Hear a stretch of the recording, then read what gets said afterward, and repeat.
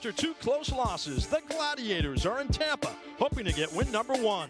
They'll face a Storm team looking to bounce back after a loss to the defending champs. It's the AFL on CBS, and it's next.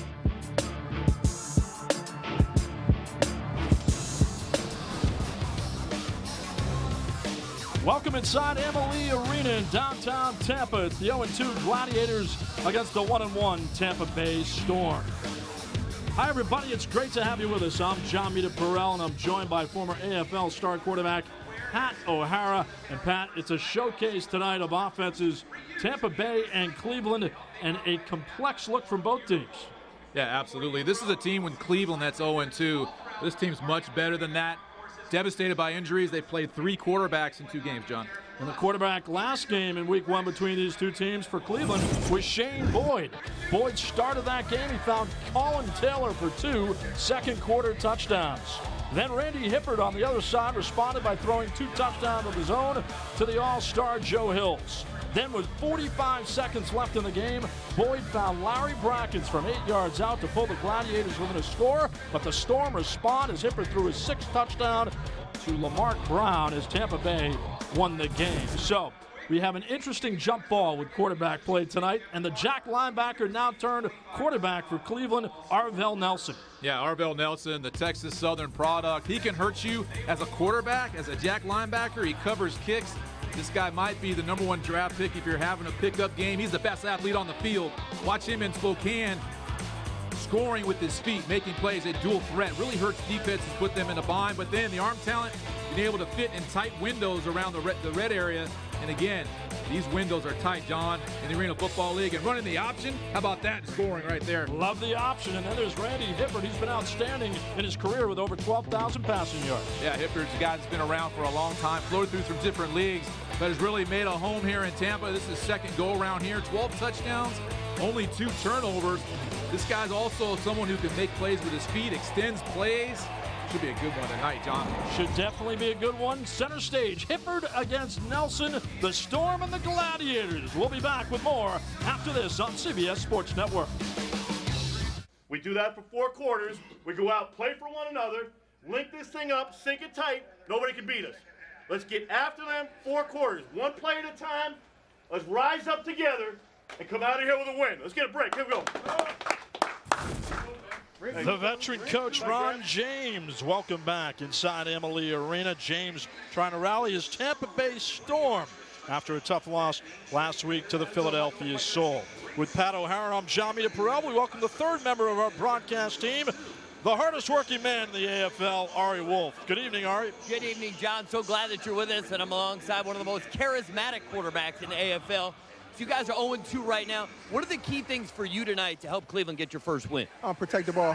Biggest thing for us is protect the ball, be efficient on 1st, 2nd down, try to stay out of them 3rd down long situations, and we should be successful.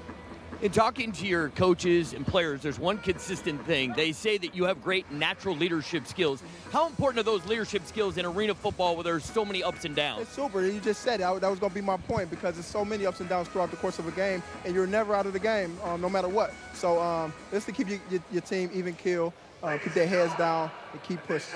All right, Arvell, have some fun out there. Thank you, baby. All right, guys. He's definitely on my all-smile team. There's nobody like Arvell Nelson. Let's have some fun, guys. All right, thank you. You'll be active down there, the man between the penalty boxes. He had quite an interesting game last week, getting chased off the playing surface at one point. But, Pat, you know how difficult it is for Arvell Nelson. He played Jack linebacker last week, and he stepped right in the fray of quarterback. An experienced quarterback, a guy who can throw the ball around the yard, but still mentally it's difficult. Absolutely, and it's been interesting for Arvell because he was cut in training camp.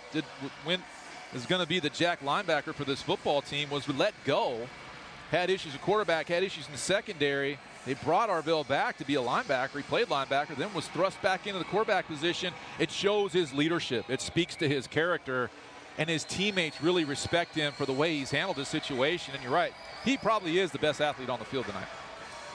Rules to the game in the Arena Football League in 4 15-minute quarters. Running clock until the last minute of each half.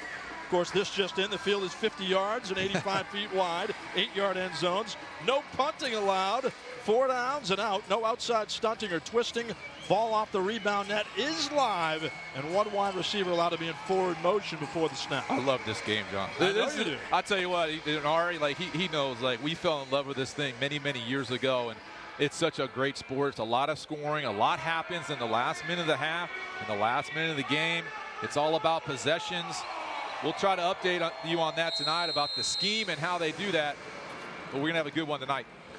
It is going to be a good one. And a new kicker for the Tampa Bay Storm, Delbert Alvarado, replacing Mark Lewis, the veteran. He's out with a quad injury, so Alvarado will kick it off for them to start it. Tampa won the toss. They defer until the second half, and Lamar Brown will wait for it as the ball goes out of bounds. It will be Cleveland ball, and the Gladiators, with Arvell Nelson leading the charge for them. And, man, we talked a little bit about the numbers he put up, but how about 3,400 yards and 70 touchdowns? 59%. He'd like to get that number higher. Yeah, that's the percentage in the Arena Football League. You need that percentage to get closer to 70. This is a passing league. The high motion of the receivers, it's good for the quarterback. Like to see Arvell be a little more accurate, but this guy, the one thing he can do is he can take off with his feet. And he will shepherd them to the line of scrimmage at the 20-yard line. Arvell Nelson joined in their backfield by the big Philip Keith Manley. Nelson back to pass, and it's complete past the 25 to the 26-yard line to Quentin Sims, as Sims had a terrific game for them last week with 12 catches. Offensive starters for the Cleveland Gladiators. Sims a big part of that offense. They're explosive in the receiving game. They are. They're big. 6'5", 6'4". Colin Taylor 6'1", but plays big. This is a big group now, but you'll see Colin Taylor worked early and often here, number 17 in high motion right now. Ball at the 23, and a short drop for Nelson. He fires, and a good catch past the 15 by Colin Taylor as he's knocked out of bounds. Rugged tackle by Arthur Hobbs. Colin Taylor has probably the best hands in the AFL. Well, he's really been steady. He's the one constant in Cleveland since he entered the league 6 years ago. The guy's been efficient, tough player, and a smart player for Cleveland. Defensive starters. Secondary for Tampa has been a bit up and down, as it's a first down for the Gladiators at the 13-yard line of the Storm. Nelson to throw again. Out of the pocket. Arvell Nelson in the open field puts the head down towards the end zone. Close to a touchdown, but not in, as Nelson diving for the end zone. 11 yards for Arvell. Good decision to take off, and he can do that. And that's what happens with Arvell Nelson. He affects linebacker play, and specifically the jack linebacker. He really has a choice whether to kind of move sideline to sideline in coverage or spy the quarterback. Right there, Arvell made the jack linebacker wrong. So first down, a goal at the 2.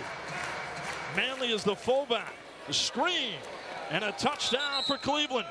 Caught for a touchdown by Quentin Sims. 2 yards. And the Gladiators are on the board. Sims, terrific in the open field, and a perfect pass by Nelson. I'll tell you what, Quentin Sims, a couple years ago, I talked to Steve Tunn, who was a former head coach in Cleveland. They said, we got this kid, Quentin Sims. He's a player now. This high motion, this is just a long handoff, almost a lateral there that might count as a rush for Quentin Sims. Extra point, first extra point of his career, first kick of his career. It's Ben Dayton out of Eastern Kentucky, new kicker for the Gladiators. And the kick is up and good. So Ben Dayton off the schneid, and they were a little bit worried about Dayton as we take another look at the Cleveland touchdown. Yeah, this is a typical play in arena football. You got high motion, and Arvell Nelson will snap it early and make it pretty much a lateral, and they're just outflanked. Good block on the perimeter, and really a walk in. This is a great start for Cleveland. This is exactly what they wanted to do. They're 0-2. They've had the injuries, and to get this good drive down the field, get Arvell Nelson going, great start for Cleveland. Well, we talked earlier in the day with their coach, Ron Selesky, in his first year, another veteran coach, but he's getting first shot at the head coaching job. And he's confident they're ready to break through. Let's go downstairs to Ari Wolf. Guys, one thing was interesting. I talked to Sia Burley, the offense coordinator, before the game started. I said, how do you get Arvell into a rhythm? Because he could be, as Pat would agree, a streaky quarterback. He said he really wanted to make easy throws, simple reads. And guys, that first drive, Burley dialed it up perfectly for Arvell Nelson, who looked great on that opening drive. Yeah, very composed, Ari. And again, he can do it. It's just people are expecting him to do it all. And again, it goes to the offensive coordinator, as Ari was alluding to. Isaiah Burley he's probably next in line for head coaching job. Offensive coordinator for Cleveland did a good job of catering the plays to the talent on the field. Good start for Cleveland, a good start for Arvell Nelson. And Dayton to kick it off to Kendrick Ings, the dynamic Ings with 346 all-purpose yards off the rebound net. Oh, look out, Kendrick Ings in the open field. There is a flag down as he gets whacked out of bounds towards the Storm bench, but the flag flying early. But when you get Kendrick Ings in the open field, it's like a vapor trail. Absolutely. This guy broke the Storm all-purpose single-game record last week, and he is a weapon, particularly off the net. Block in the back, 93. Half the distance, first down. Referee Joe Pester calling the block in the back against Tampa Bay's Kendall Montgomery, defensive end out of Bowling Green. And Randy Hipper, the quarterback for Tampa Bay, has put up big numbers in the early going. 65+%, 497 yards, 12 touchdowns, including 6 touchdowns last week against Philadelphia. And really, Hipper's coming back from a really terrible knee injury from last year. Worked really hard to get back in 2017. So Hippard from the end zone, finding his man Lamar Brown, trying to break the tackle past the 15 to the 16-yard line. And a 15-yard gain and a good tackle by Kelvin Rogers, who was just brought in to the lineup on the defensive side for Cleveland. Offensive starters for Tampa Bay. What do you make of this dynamic group? Well, you've got speed with Ings, who's one of the faster players on the field. A veteran at center in Ray McNeil. And Lamarck Brown, you just saw a tremendous size at 6'5". With an experienced quarterback, this is a good offense for Tampa Bay. First down pickup for Hippard with a man in motion. Lamarck Brown. Hippard with some time, now escaping the pocket, and he gets hammered. Broke down quickly, and Cleveland capitalized. -2-yard loss as Cleveland with a heavy rush. You talked about strengths and weaknesses of the quarterbacks. For Randy Hippard, very efficient quarterback, but he is a guy who will hold on to the football and try to extend plays. Takes a lot of hits. Yeah, that was Nick Seither in to bring down Randy Hippard. And the defensive backfield, I mentioned Rogers, also Terry Johnson, a rookie. He is playing his first game tonight. So they're trying to mix and match in that defensive backfield. Had some struggles last week and literally brought in 2 rookies last week in the secondary and then let them go after the game. Now the motion man is Joe Hills. Hippard fires to the near side. And Lamarck Brown with a catch at the barrier. He picks up 8 yards. Now Lamarck Brown, quiet but effective, and he showed that against Philadelphia. He is. What's interesting is Joe Hills, number 81, is the playmaker of the year last year offensively in the Arena Football League. So teams try to play different zones and take him away. Opens up for things for Lamarck Brown and Kendrick Ings, and we'll see how this transpires right now. Now you see Joe Hills in motion here, try to isolate him one-on-one. And the fullback next to Hippard is Brown, but we got flags before the snap. Offside's coming. Side, high motion man, 81, 10-yard penalty, third down. So the high motion man, offsides, Pat. You know how difficult the installation can be. That's a tough penalty. It's a 10-yard penalty, and the field's only 50 yards long, Joe. A 10-yard penalty. I don't know, I'm not very good at math, but the fifth of the field. But yeah, you've got to time that up, and really that's on the quarterback to time that up with the receiver. You want the receiver hitting the line of scrimmage full speed. You've got to time that up at the quarterback position. It's problematic with a 10-yard penalty. Either way, you got it. So Hippard on 3rd and 16. Fires across the middle. Good catch by Brown into territory and towards the end zone. Touchdown, Lamarck Brown. Oh, pay dirt for the Tampa Bay Storm. An explosive pass of 34 yards. How about Lamarck Brown galloping to the end zone? Well, you know, Kelvin Rogers, the safety, is a new addition to Cleveland. He's an all-arena type guy, but he has not played. This is his first game in over a year. Still getting his feet wet. You can see isolated right here. This is Kelvin Rogers and Lamarck Brown. Going in high motion. And again, you better be a great tackler in the secondary. Kelvin Rogers not able to make that tackle. So here's Delbert Alvarado with his first extra point attempt. And he knocks it home. So a 7-7 game between Tampa Bay and Cleveland. Lamar Brown had 2 touchdown catches last week. He's off to a good start for Randy Hippert and company.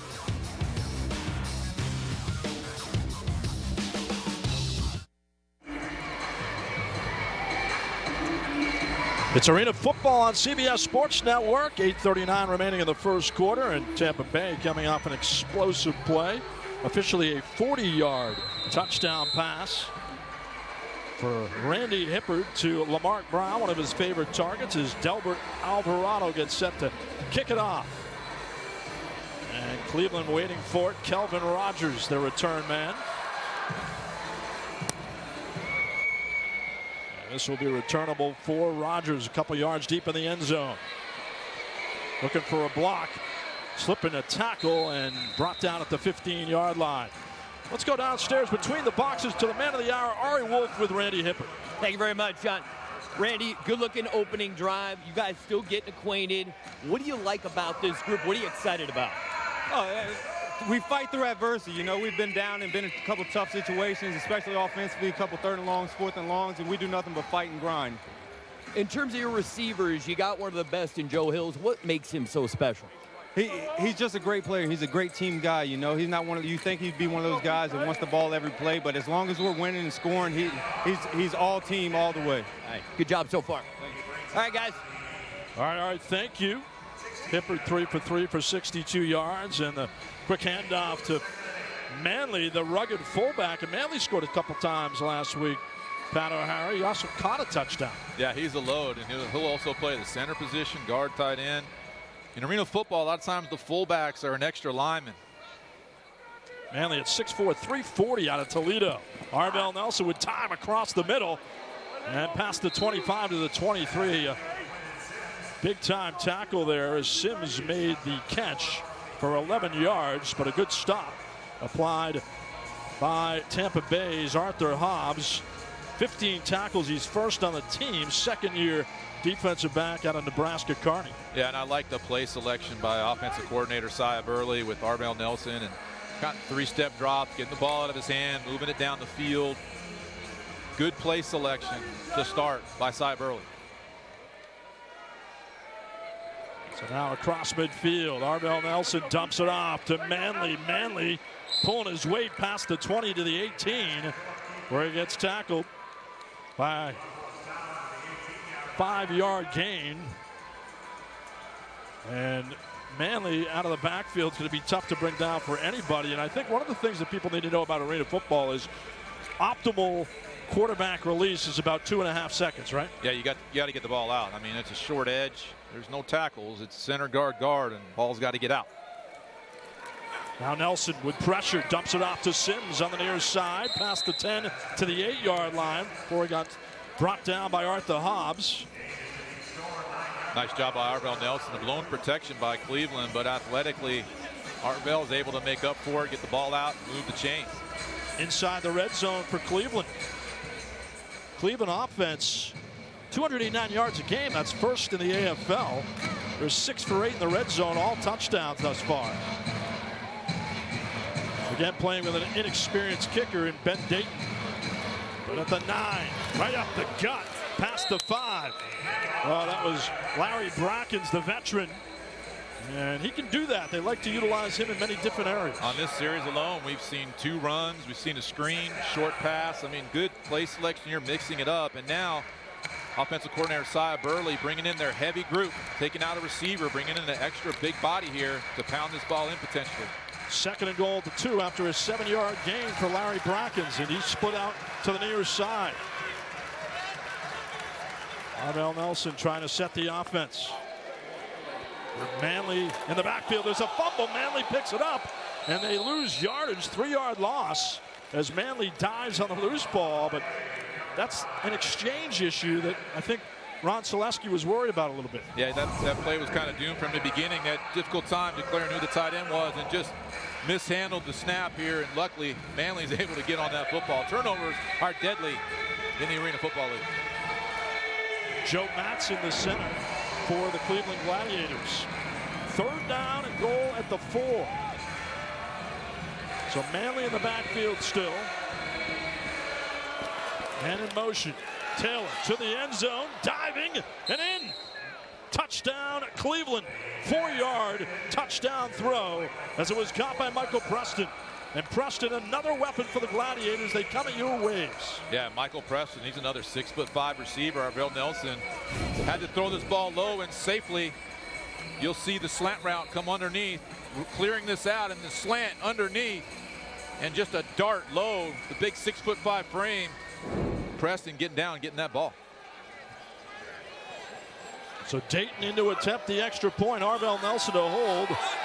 Dicey snap. And the kick is no good. Well, you're seeing operation from the kicking game. That really was more on the snap. But again, nice ball by Arvell Nelson here. It's tight windows down here. You've got to find him as a quarterback in this league and make big catches. Last week, Kendrick Ings broke a 17-year Storm franchise record. He put up 346 all-purpose yards, bettering James Bowden's 345 from June 3rd, 2000. He had 2 receiving touchdowns and a 55-yard kickoff return in the first quarter. Yeah, Kendrick Ings, I mean, that's an old record, and his ability to return to football earned him a shot at the Tampa Bay Storm this past Tampa Bay Buccaneers, excuse me. The NFL kicked the tires on that, and this kid never played college football. He's from Miller Grove High School, and see him out here doing his thing. And he is waiting for it in the end zone. Ings to bring it out, looking for a block on the near side, and he stumbles out of bounds. Good coverage by Cleveland. Now we have flags and some extracurricular activity after the 24-yard return. It's getting chippy, and we expect that because you know what, Pat? These teams are going to play each other 4 times this year. It's almost like an inter-squad scrimmage, and they're going to be used to seeing each other. And here we are only in week 3, but already it becomes, a little heated. That's a great point. After the play was over, personal foul, number 9. 10 yards from the end of the run, first down. You can see Ings, they're so aware of Ings and his return. It's a body slam by Jacoby McDaniel, the rookie from Florida State. And McDaniel trying to make sure, hey, I'm getting this guy down and playing past the whistle, and Tampa Bay benefits from the penalty. It's a big-time hit for the Cleveland Gladiators as they lead 13-7. Randy Hippard 3 for 3 on their first scoring drive for 62 yards and the touchdown. Back to throw, pocket collapses, man on his back, and he's brought down. Good pressure applied by the Gladiators as Willie McGinnis was there, defensive lineman from Rhode Island. And no gain for Randy Hippard. You're a big Willie McGinnis fan. Not McGinnis, the former Patriot. It's spelled differently, yeah. McGinnis. I like this guy. He's one of the best nose in the league, if not the best. He was tough to play against. When I was coaching in this league, you had to really account for this guy. He can wreck the game from the nose position. 2nd down and 10 for the Storm. Inside midfield. And flags. And that's Offside how you deal with contact. 56 defense. 5-yard penalty. 2nd down. That's one of the ways to deal with McGinnis is a hard count on.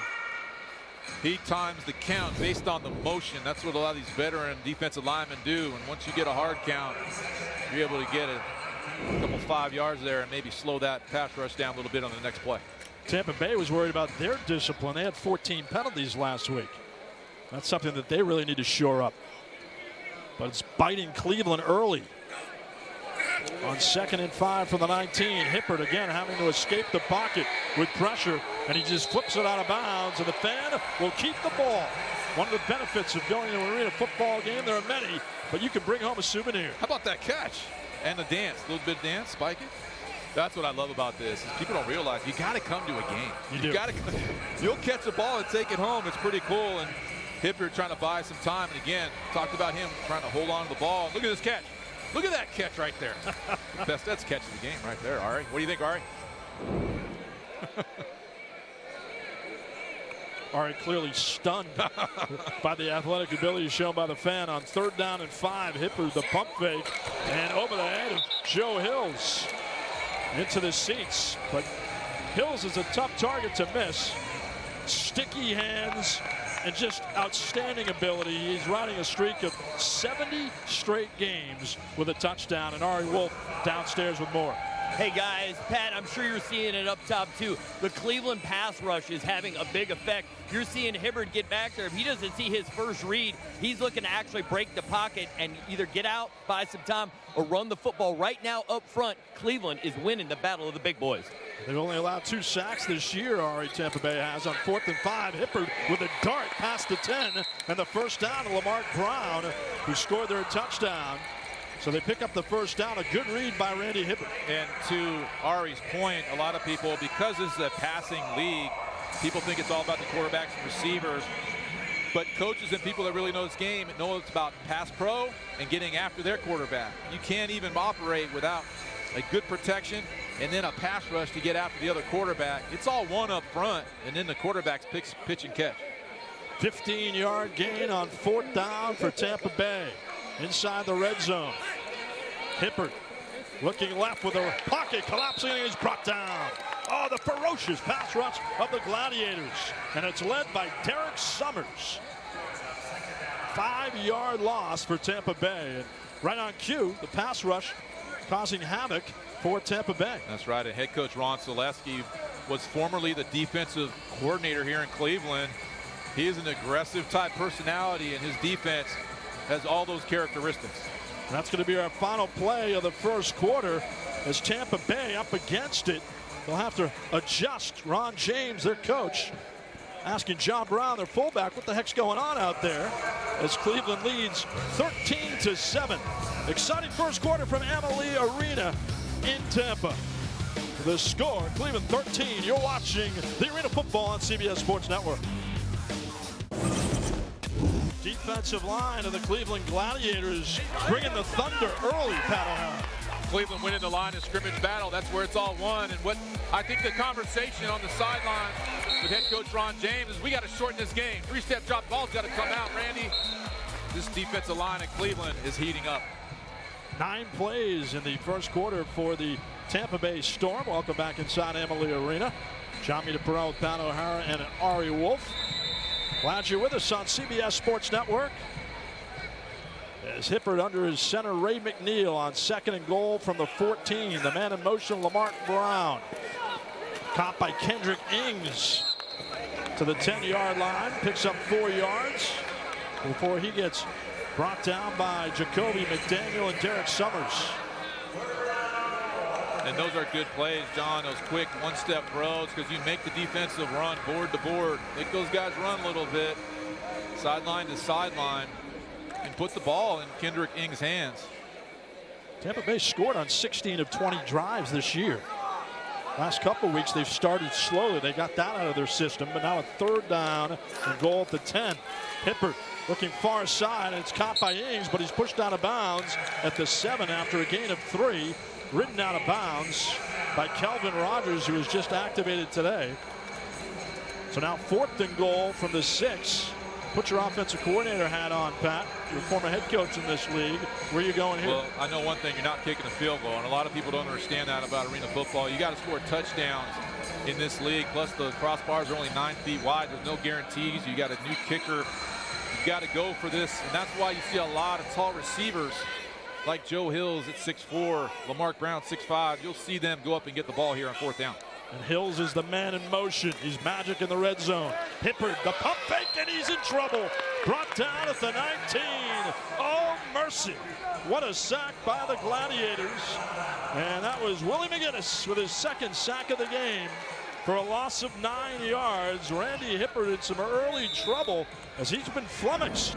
Breakdown up front for the Tampa Bay Storm as they trail Cleveland 13-7 on CBS Sports Network. Welcome back to Tampa. Cleveland leads 13-7. I'm now going to risk my life out here and get the play calls. We go to offense coordinator Simon Burley. What do you like here on 1st down? Just giving our quarterback Nelson some good, clear windows to throw. No confusion, some good options, some stack routes here. Okay, guys. All right, thank you. Be careful down there. So stack routes here, what I talk about is basically stop routes at about 10 to 12 yards. So you'll probably see an over, a stop, and a stop. Arvell Nelson slings it past midfield to Colin Taylor. Nice move in the open field and out of bounds at the 13. So that worked. Ari? All right, guys, he's giving the play call to Arvell, and then I'm going to get it from him. All right, Ty, what are we looking for? Quick screen out to the flat. All right, guys, quick screen out to the flat. Fullback or tight end? Receiver, all right, receiver screen, guys. All access with Ari Wolf. That's outstanding. So this is probably going to be Brackens catching the ball right here and then going for a touchdown, hopefully. Well, a little bit off there. Screen outside instead. Hey, I'm 1 for 1. It's all right. We're We're not keeping track as Quentin Sims makes the reception. 4-yard gain. But again, you know, I love the play selection. These are just easy, high percentage plays for Arvell Nelson. What do you got dialed up? You got a sail delay right here, sail delay. Who's the primary receiver? Motion right here. We're going Sims in motion, quick corner. We got Brack out here with a delay 1. So Sims will run a sail and a little delay and under. On 2nd and 5, the flip towards the end zone. One-handed catch is a touchdown, but there is a flag down. A miraculous catch by Quentin Sims. But we'll see what the flag brings. Man, what an athletic catch by Sims. Hold 1 defense. That penalty is declined. Results touchdown. So the hold on Tampa and a touchdown. 9-yard throw by Arvell Nelson, who has not misfired once tonight. He's on fire. And what a catch by Sims. Yeah, 3-step drop. Just throw it to a spot and look at the range and catch radius of Quentin Sims. Outstanding catch. The extra point attempt. And he knocks it home. So Dayton with the extra point. And Quentin Sims celebrating on the sideline for Cleveland. We're stunning. Quentin Sims feeling it. 27 Gladiators. So Cleveland, after the touchdown catch by Quentin Sims, who's having himself a night, takes a 13-point lead over Tampa Bay with Pat O'Hara and Ari Wolf. I'm John Perrell. Ben Dayton will kick it off from the goal line. And waiting for it is Michael Lindsay. Terrific returner in his own right. Couple yards deep in the end zone. Brings it out to the 15. One of the guys we'll be tracking on defense all night, Terrence Moore, Jack linebacker out of Troy. Yeah, Terrence Moore is the guy who came out of Troy. It's like an outside linebacker, strong safety. Remember looking at him back in the day and just figuring out where he would fit in a scheme of defense. This guy settled in really well, the Jack linebacker position. Good in coverage, sideline to sideline, and an excellent tackle. You know, last week they had to move him to the corner. Yeah. 225 pounds, and he had an interception. So a versatile player is Terrence Moore. Might have been the biggest corner in history. Hippard sends the man in motion. And we got flags. Offside, 9, unabated to the quarterback. 5-yard penalty, first down. That's on Jacoby McDaniel again. Well, you're going to see, you know, that's another hard count. And with this pass rush, again, another hard count. Watch them bark out the third cadence there. These defensive linemen, they try to time up the motion to get a jump on the count. And really a smart decision to start using hard counts to slow this pass rush down. That's been really explosive against Tampa. 4 catches, 73 yards for Lamarck Brown and a touchdown for Tampa Bay. Man in motion this time is Hills. Hippert with the dart across the middle past the 20 and a fumble as Ings coughed it up, and it's recovered inside the 5-yard line by the Jack linebacker. It's recovered by Terrence Moore, and a turnover for Tampa Bay. Ings explosive in the open field, but he coughed it up. Terrence Moore, hey, right on cue again, or eye on Terrence Moore. Right on cue. Terrence Moore, watch the hit from behind, high-low, involved in that. This defense, their run and hit. Kendrick Ings protects the ball. But again, a good hit by the rookie. And this is back-to-back turnovers. When you get a stop in arena football like Cleveland did on 4th down, the previous possession, that's a stop. These are 2 turnovers, 2 stops that are huge for Cleveland. That was a big hit by Kelvin Rogers, playing his first game of the season, across the middle, and it's caught. Again, past the 15 to the 16 goes Quentin Sims. That's his 6th catch of the night. He picks up 12 yards. He now has 6 catches for 53 yards, 1 rush TD and 1 pass reception for a touchdown. So they're utilizing big number 18 as there's an injury for Tampa Bay. And that's Hobbs down, defensive back. And you know what? We thought Quentin Sims would have a big night, and he's having that one right now. And while they tend to Arthur Hobbs, we will take a timeout. Tampa Bay needed some momentum, trailing by 13 on CBS Sports Network. So after the injury to defensive back Arthur Hobbs, Tampa Bay and their coordinator Doug Kay forced to mix it up. And what do they have to do now, Pat O'Hara? Well, they have to move their Jack linebacker, Alvin Ray Jackson, the backside corner, bring in wide receiver Michael Lindsay to play Jack. Colin Taylor, the man in motion. Screen to the near side to Sims, who dives forward to the 24 as he picks up 8 yards. And Hobbs is coming back in, which is a good sign for Tampa Bay. So Lindsay will come back out, and Alvin Ray will move back to Jack. And I just love this play selection by Cleveland for Arvell Nelson. Just really a great plan in utilizing his skill set. Nelson now 11 for 11 for 99 yards. They've scored on all 3 drives. Back to throw again with some time. He lost it towards the end zone for Sims. Oh, what a catch. Touchdown, Gladiators. The aerial show continues. Arvell Nelson to Quentin Sims, 27 yards. Cortez Stubbs having a tough time with this Quentin Sims cat. 6'3", 205 pounds. He's going to run a post route, and he's just going to air it out and lay it up for the big man. There's a height mismatch in this man-to-man scheme. Just throw it up, and to get great concentration. And again, the catch radius of Quentin Sims, tremendous. Dayton the extra point. And Tampa Bay having trouble dealing with that man, Quentin Sims, as the Cleveland Gladiators continue to shock the homestanding Tampa Bay Storm.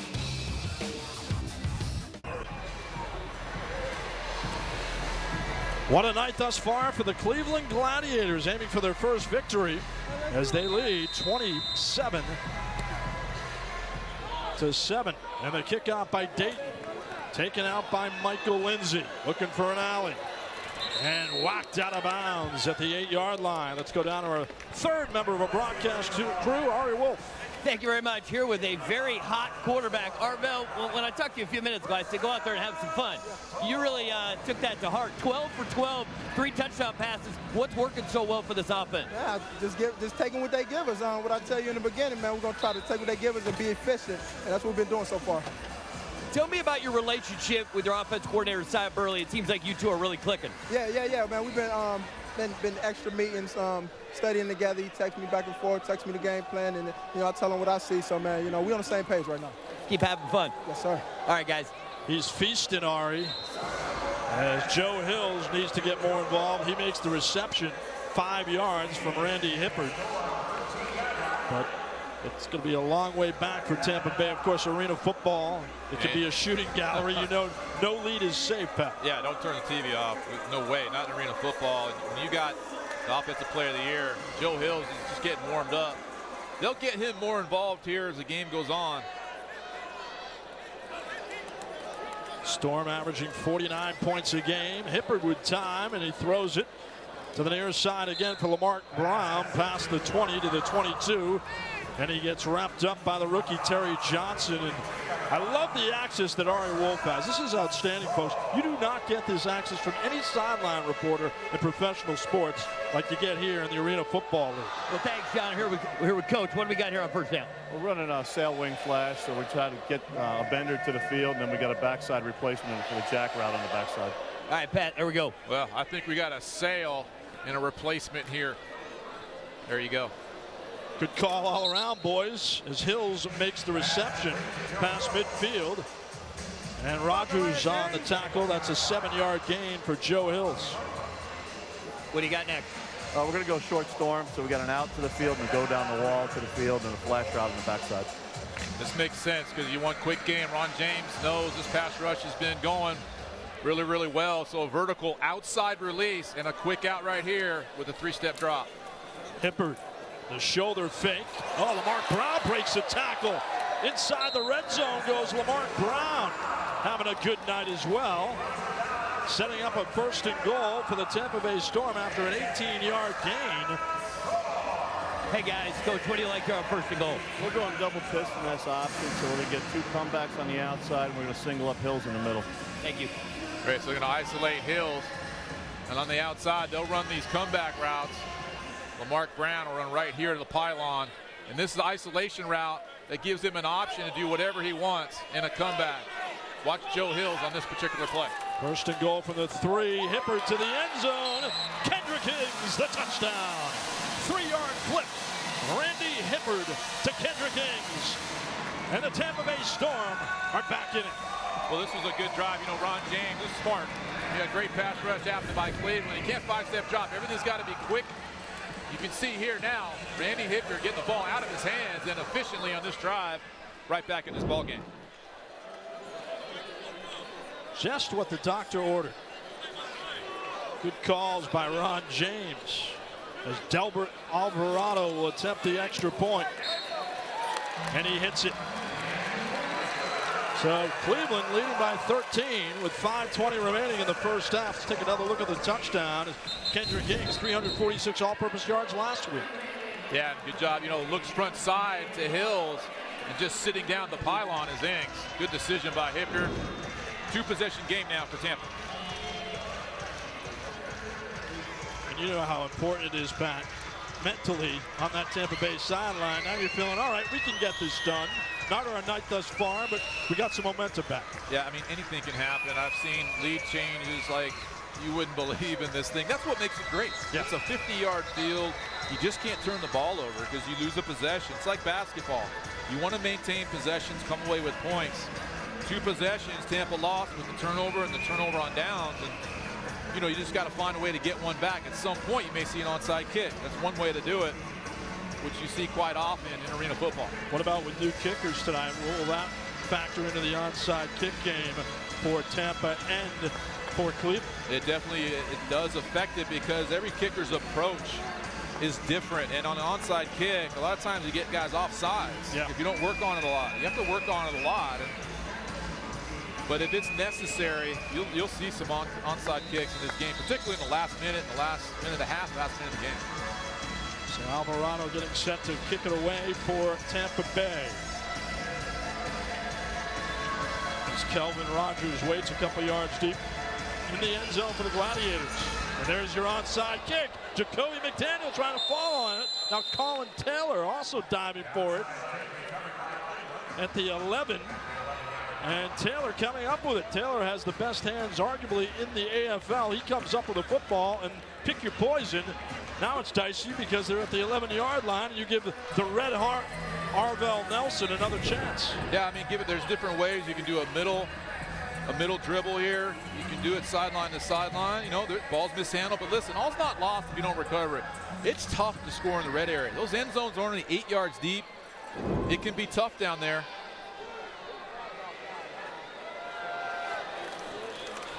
Nelson to the end zone for Brackens, incomplete. That's his first incompletion of the night. He's 12 for 13. There is a flag down. Yeah, that one's going to come back, guys. There was a hold there. Brackens was running free, it appeared. But well, you guys, back to the onside kick, and I agree with Offside, Pat because 85, defense, lined up in the neutral zone, 5-yard penalty, first down. That wasn't what I have it either way. Arvell's still perfect, guys. But the thing about it is, Arvell's been seeing the field so clearly, Pat. I really don't mind the onside there because things get so tight and so tough in the red zone. See if he can stay hot. I like the strategy from Tampa to just try to mix it up a little bit. You had a great point last week, Ari, when Darius Reynolds received an onside kick and ran into the end zone. You were calling for him not to run it back. Got to know time and situation, right? Absolutely. That was a good call.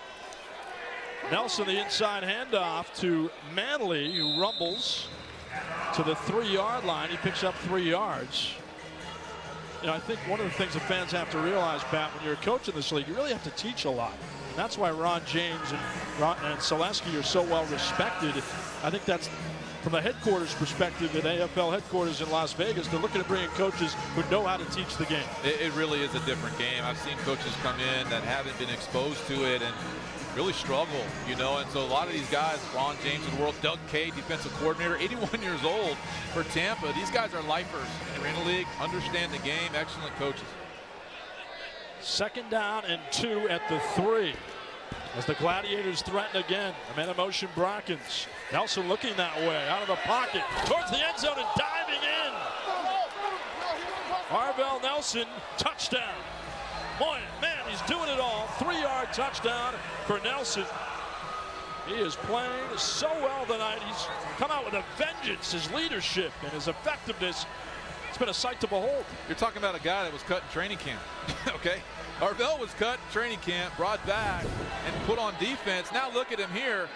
100% completion in the first half. Runs for a touchdown, thrown 3 more. Outstanding half for Arvell Nelson. He's still trying to figure out why he was cut in training camp. Yeah, he didn't really know. We talked to him this morning, but the way he's handled it has really gained the respect of his teammates. And Dayton off the bar. Misses the extra point. So welcome to the AFL, Ben Dayton. Extra point, no good. But the Gladiators still in command by 19 points. And here's Arvell Nelson with the touchdown. We talked in the open about his ability to extend plays with his feet. There's a great example of it right there. This guy's having a career game. I mean, this is unbelievable. Can he keep it going is the question, and I don't see any reason why he can't. Love this guy. Weekdays on CBS Sports Network, former All-Pro Tiki Barber and co-host Brendan Tierney bring their sports expertise and red-hot radio takes to television. Catch Tiki and Tierney weekdays at 3 Eastern on the 24-hour home of CBS Sports. He's feasting he really on Tampa Bay's defense, set up by the misfire on the onside kick, recovered by Colin Taylor. And Ari Wolf, some tough moments for the Tampa Bay Storm defense. It's tough for Tampa because Arvell Nelson is scorching hot right now. And Pat, one of the things that's been interesting about following Arvell Nelson's career, because of his versatility, that he can play defense, he can help on special teams. I think in some ways that's hurt him to be a regular starting quarterback. It seems everywhere he goes, Pat, no one ever says, here are the keys to the team. You're our quarterback, we're going to stay with you. It always seems he's plan B. And then sometimes when he does an off night, which happens occasionally, he doesn't get to keep those reps and stay the starter. So I almost feel like his great athleticism has held him back from what could be a very promising AFL career. I think you hit it right on the head, Ari. I mean, you talk about a guy who was all arena on defense as a jack linebacker, and so it's almost been to the detriment of him. But what impresses me, Ari, too, is like the way he's handled this. A guy was cut. The way he's handled this whole approach to the game has earned respect of his teammates. His teammates are rallying around him too, along with the coaches, and a perfect game, literally, so far for Arvell Nelson.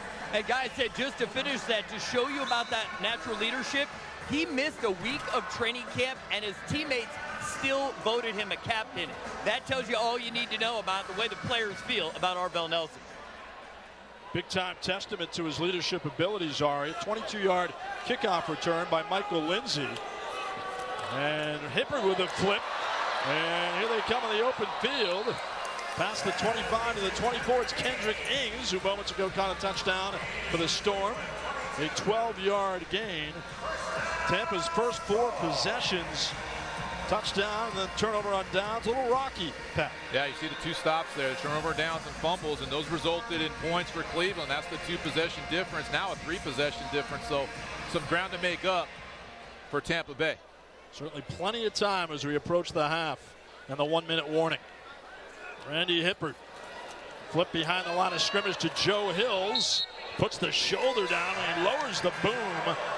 Terrence Moore there to meet him, 7 yards for Joe Hills, but he's such a physical wideout, and truly is staggering the numbers Hills puts up on a year-in, year-out basis. 161 receptions for Jacksonville last year, 2,020 yards, and 58 touchdowns.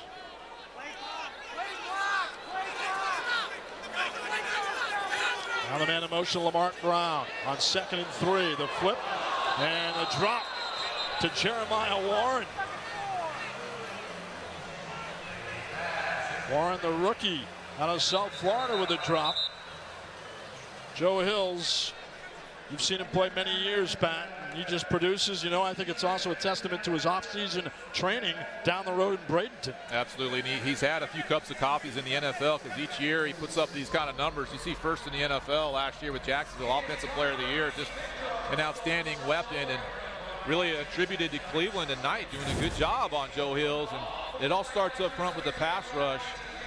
Everything now is quick game. They're trying to get Joe more involved. And I think you'll see more production from him as we go here throughout the game. At the 1-minute warning, Ari, Joe Hills is just spectacular. He is spectacular, but one of the things I wanted to address with Pat, we talked so much about Sia Burley's play calling. And we'll talk more about Joe Hills when we come back. We're going to take a break right now, but do not go anywhere. We are at the 1-minute warning. Gladiators in front 33-14. We're coming right back on CBS Sports Network.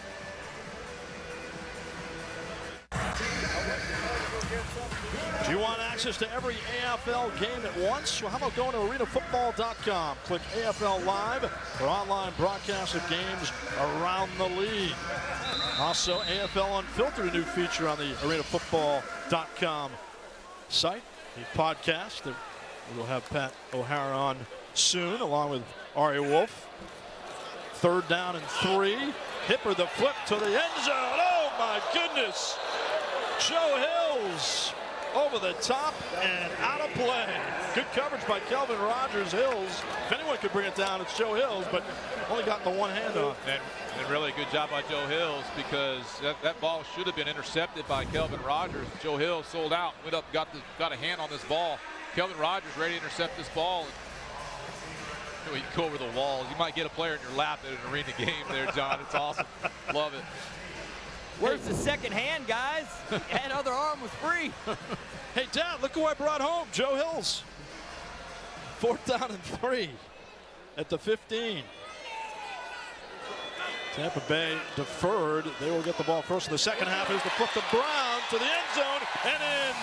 Lamar Brown, 15 yards on 4th down. His second touchdown of the night.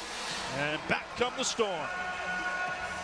Cleveland defense really worried about Joe Hills, as they should be. It's opened up some things for Lamarck Brown and Kendrick Ings. And really, when you get the ball early to Lamarck Brown at 6'5", about 220 pounds, he's tough to tackle in space. They're worried about Ings. They're worried about Hills on the perimeter. Lamarck Brown wide open. Punch it in. Brown with 7 catches, 115 yards, and the 2 scores. 3rd year from Minnesota, Mankato. And Alvarado with the extra point. 33-21. Again, quick game. I'd like to change the philosophy. Taking a chapter out of Cleveland's playbook. Let's go our quick game, get the ball in our hands, negate the pass rush. I like the adjustments by Tampa. The chess game continues. 48 seconds remaining. Inside that 1-minute warning. Take us inside the huddle, Pat. So right here, this is 1-minute timing rules. And again, we talked about possession. It's all about possession. You're going to see an onside kick here. Even if they don't get the onside kick, time is more important. So you want to force their hand on a short field. If they score, they score. You want the ball last and punch it in, because Tampa has the ball coming out in the second half. It's a whole game with 1 minute remaining in the game. Do you agree with that, Ari? I do agree with that. I think it's onside kick territory. But again, it's Alvarado, so they haven't practiced that much with his kicker. We saw him earlier go with that dribbler kind of in the middle of the field. It'll be interesting to see how they line up here, Pat, because I'm expecting, and based on what I'm seeing in the Tampa bench, it's going to be an onside. Alvarado kicked down the road at South Florida. We'll see if this effort is better than the last one, recovered by Colin Taylor at the 11. You'll see an onside kick, and then if Cleveland does recover, they'll want to force Tampa Bay to use their timeout. So you'll probably see a few runs. And here it comes. Oh, Ings got it. Kendrick Ings dives on the loose ball at the 12. Nicely done by Alvarado. That was perfect. And it was also overrun by Derek Summers, more concerned with his man instead of getting the ball. That's perfectly executed by Tampa. Remember, Alvarado was here and kicked for Tampa last year at a part of the season, so there's some familiarity. Kendrick Ings in a perfect position. What an excellent kick by Alvarado. You want a multitude, an array of different onside kicks, and Alvarado's got them. Ings with the great hands. 46.5 seconds remaining in the first half. Can the Storm strike again? Hippard 15 for 19, 3 touchdowns, and 181 yards. Out of the pocket with a rush on, he flips it out of bounds, and a fan has another souvenir. Good pass rush by Cleveland, which is wreaking havoc all night. They already have 3 sacks. Well, it was a single receiver to the field trying to isolate Joe Hills, but what most defenses do to that is they just play zone behind it. A lot of times it can work against you as an offense to run that formation. And again, Hippard had to throw the ball away. Big Darrell Cato Bishop wearing number 3 for the Gladiators. He's a defensive end from NC State. He was in the backfield. Now Hippard airs it out for Ings. What a catch! Past midfield. Kendrick Ings going up the ladder. 16-yard gain. And there's the athleticism by the Dynamite Ings. And it's the speed. You know, Kelvin Rogers trying to cover Kendrick Ings in high motion. He's got to respect that speed. Look at the climb the ladder ability. Kendrick Ings developing as a wide receiver. Stopping the clock with 36.7 remaining. And this time bobbled on the near sideline by Lamar Brown, but brought down for a gain of 5 yards. So Brown's big night continues. So just talking philosophy here from a coach's standpoint and managing the clock is for Tampa. The ideal thing here with 33.9 seconds is to score with literally no time remaining. They have the ball coming out. That's potential for a 2-possession swing. Put them back in the game. Maybe some short passes here to continue. Double score opportunity. Hippard across the middle past the 10. And spinning inside the red zone is Joe Hills, as he eventually gets wrapped up by Terrence Moore after an 11-yard gain. And Cleveland choosing to let the clock run. So at some point, Tampa will have to let the clock run down a little bit and use a timeout. Tampa with the 3 remaining. Cleveland with 3 remaining. And now the timeout. Coming up at halftime. Our AFL starting quarterbacks. We'll take a look at the 5 quarterbacks in the league. A bumper crop of talent. Highlights and stats as well from Amalie Arena in Tampa. Both quarterbacks here playing excellent games, and Arvell Nelson has been just on another plateau. I mean, arguably, you would say he's playing at the highest level of anyone right now. He's perfect tonight, literally. No incompletions, and that's really difficult to do in the Arena Football League. And here's the chess game of managing clock at the end of the half. 13.1 seconds, 1st and goal. We'll see what the call is from Ron James. He is the play caller. Also helped out by Shane Stafford, former AFL quarterback. Hippard with the deep drop to the end zone, wide open. Joe Hills, 7-yard touchdown. Hills has now scored in 71 straight games. The streak continues. It's just a matter of time until Joe Hill starts heating up. Nice developed concept here, and a great job of managing the clock, only leaving 9 seconds. Corner and an under. Defensive miscues in the secondary leave Joe Hills wide open. Alvarado with the extra point attempt as Hippard will hold. So Tampa Bay trailing by 5. Moments ago it was a 19-point deficit. But how about Randy Hippard? When in doubt, go to Joe Hills. Perfect. Left corner end zone. And Ron Selesky says, uh-oh, we got a ball game. No question. We just talked about it was 27-7 about a couple of minutes ago, John. And we talked about don't turn the TV off. Here you go. 5-point game. If Tampa can manage to hold Cleveland scoreless with 9.7 seconds, which is a lot of time. Oh, yeah. Especially with 3 timeouts. Right. Then they get the ball come out and can potentially take the lead after all that mess. So that's the beauty of this game. Yeah. You literally can't leave your seat. Can't leave the television. No question. And we should say that you had a lot of success playing on this field. Former Tampa Bay star quarterback. And every time you walk in this building, you get very nostalgic. It's pretty cool. You know, a lot of good moments here under legendary coach Tim Markham, the all-time winningest coach.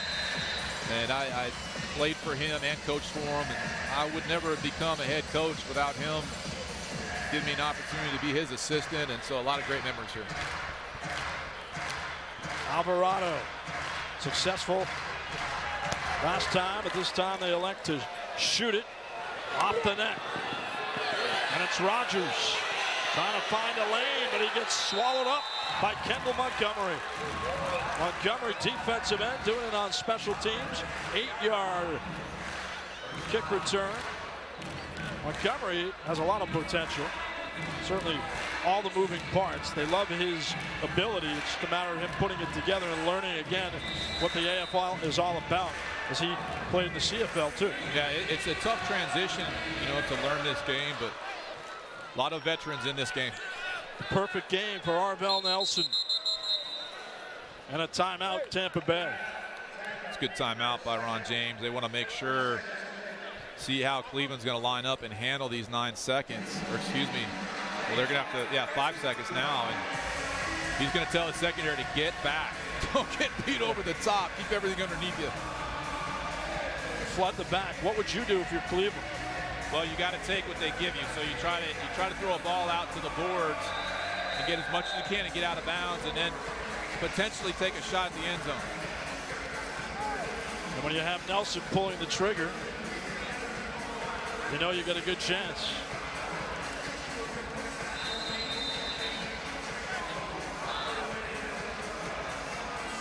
Man in motion. It's Colin Taylor. This time it's batted away. Cesar Rayford got a mid on it. Rayford had a big game the first meeting in week 1 against Cleveland, as he was the AFL Defensive Player of the Week, former Dallas Cowboy. Yeah, and Indianapolis Colts, and he's all of 6'7", and that's that kind of length. You see the long arms on that player. And it's tough throwing over him, and a smart player in that. He knew something short was coming out to the boards. He was able to get his hands up. So Nelson's perfect game is over. He's 12 for 13. What's wrong with him? 2 seconds remaining. This connection on the near sideline, past the 15, breaking a few tackles and a flag down. Michael Preston breaks some tackles. This will be interesting. That's a face mask. They're going to get another play. Should be one more untimed down. Definitely a shot at the end zone. Personal foul, face mask, 16 of the defense. There'll be 1 untimed down. Wow. That's against Alvin Ray Jackson, 6'1" Jack linebacker from Albany State. That's a huge penalty and really an opportunity here for Cleveland. Hey guys, real quick, just keep an eye out here. All 3 Cleveland receivers are bigger than all 3 Tampa DBs here. And Pat, I'm not sure they're going to go regular play or maybe try to put one off the net. But in terms of size, Cleveland has a huge advantage here on this final play. That's a great point. And that height mismatch right now is definitely something that is in play. And Arvell Nelson does a good job of putting the ball up in the air and giving those big guys a chance. In particular, tonight, it's been Quentin Sims. Crowd is jacked up in the Amalie Arena, and a timeout. Timeout call by the Storm. They're 30 seconds. Timeout by Ron James. Yeah, absolutely. See how they're going to line up. It makes the offensive coordinator side early to make a decision. Do I stick with what my plan was off my call sheet in this situation or change it up? All right, you bring up a good point about utilizing the net to your advantage here. Yeah, guys, it's really a play. I mean, I've seen it done successfully because you can't send an extra guy back there. It's basically 3-on-3, and it's a jump ball. So you just, I mean, depending on how good athletes, this would be the kind of play where you can actually bring in Shane Boyd and throw it up and let Arvell Nelson go to the end zone and go and get it. They're going to stick with Nelson at quarterback.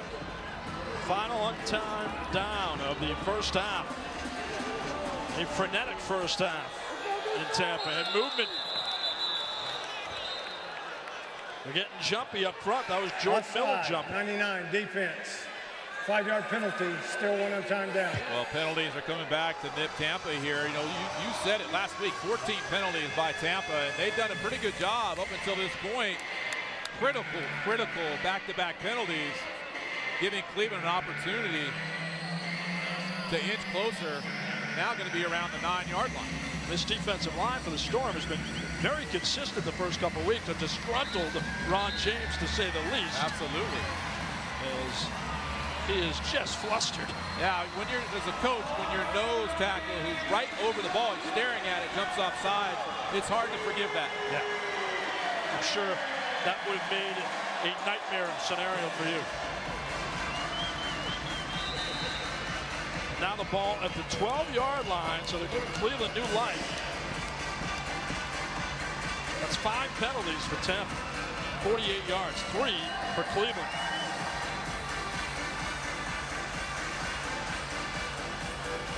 Nelson gets him going in the huddle.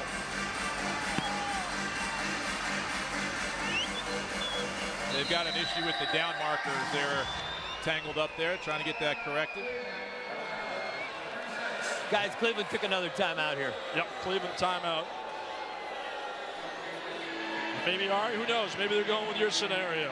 I don't know about that. He's throwing the ball so beautifully, I don't think you want to risk him to injury. The other thing, the other point is a ball off the net, then all bets are off. So defensive coordinators teach the defenders to just tackle the receivers. So if it's handled and defended properly, ball off the net, you can just tackle. So in this situation, I think Ari's right as far as Arvell and how well the night he's at. I think you're going to see 3 right receivers to the field, all crossing the field on crossing routes. This ball going up in the air and those tall receivers, is to Ari's point earlier. These are the teachable moments that you really need to work on throughout the week in practice. Final minute of the half, very important. There you go. There's the 3 wide receivers to the field. Yep. Watch for them to maybe come all the way across the field. And Sims, the man in motion. Out of the pocket towards the end zone. That's PI. And that's going to be a flag. Yeah. Clearly, Colin Taylor got hogtied. That's going to be on Damon Smith, the rookie from South Alabama. Well, they saw that one in St. Pete. 9 of the defense. Be half the distance to go. 1 time down. Well, in these situations now, you don't want to give up a touchdown. So you don't want the penalty, but you'll take it if it's going to be, and that was going to be a touchdown. It gives the defense another opportunity to play football down here, not give up the touchdown. Just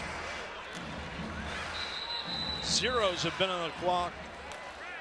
Seems like an interminable amount of time with zeros on the clock. 30 seconds in the lead. Hey guys, interesting here. Larry Brackens is coming onto the field, and he's so good in the red zone.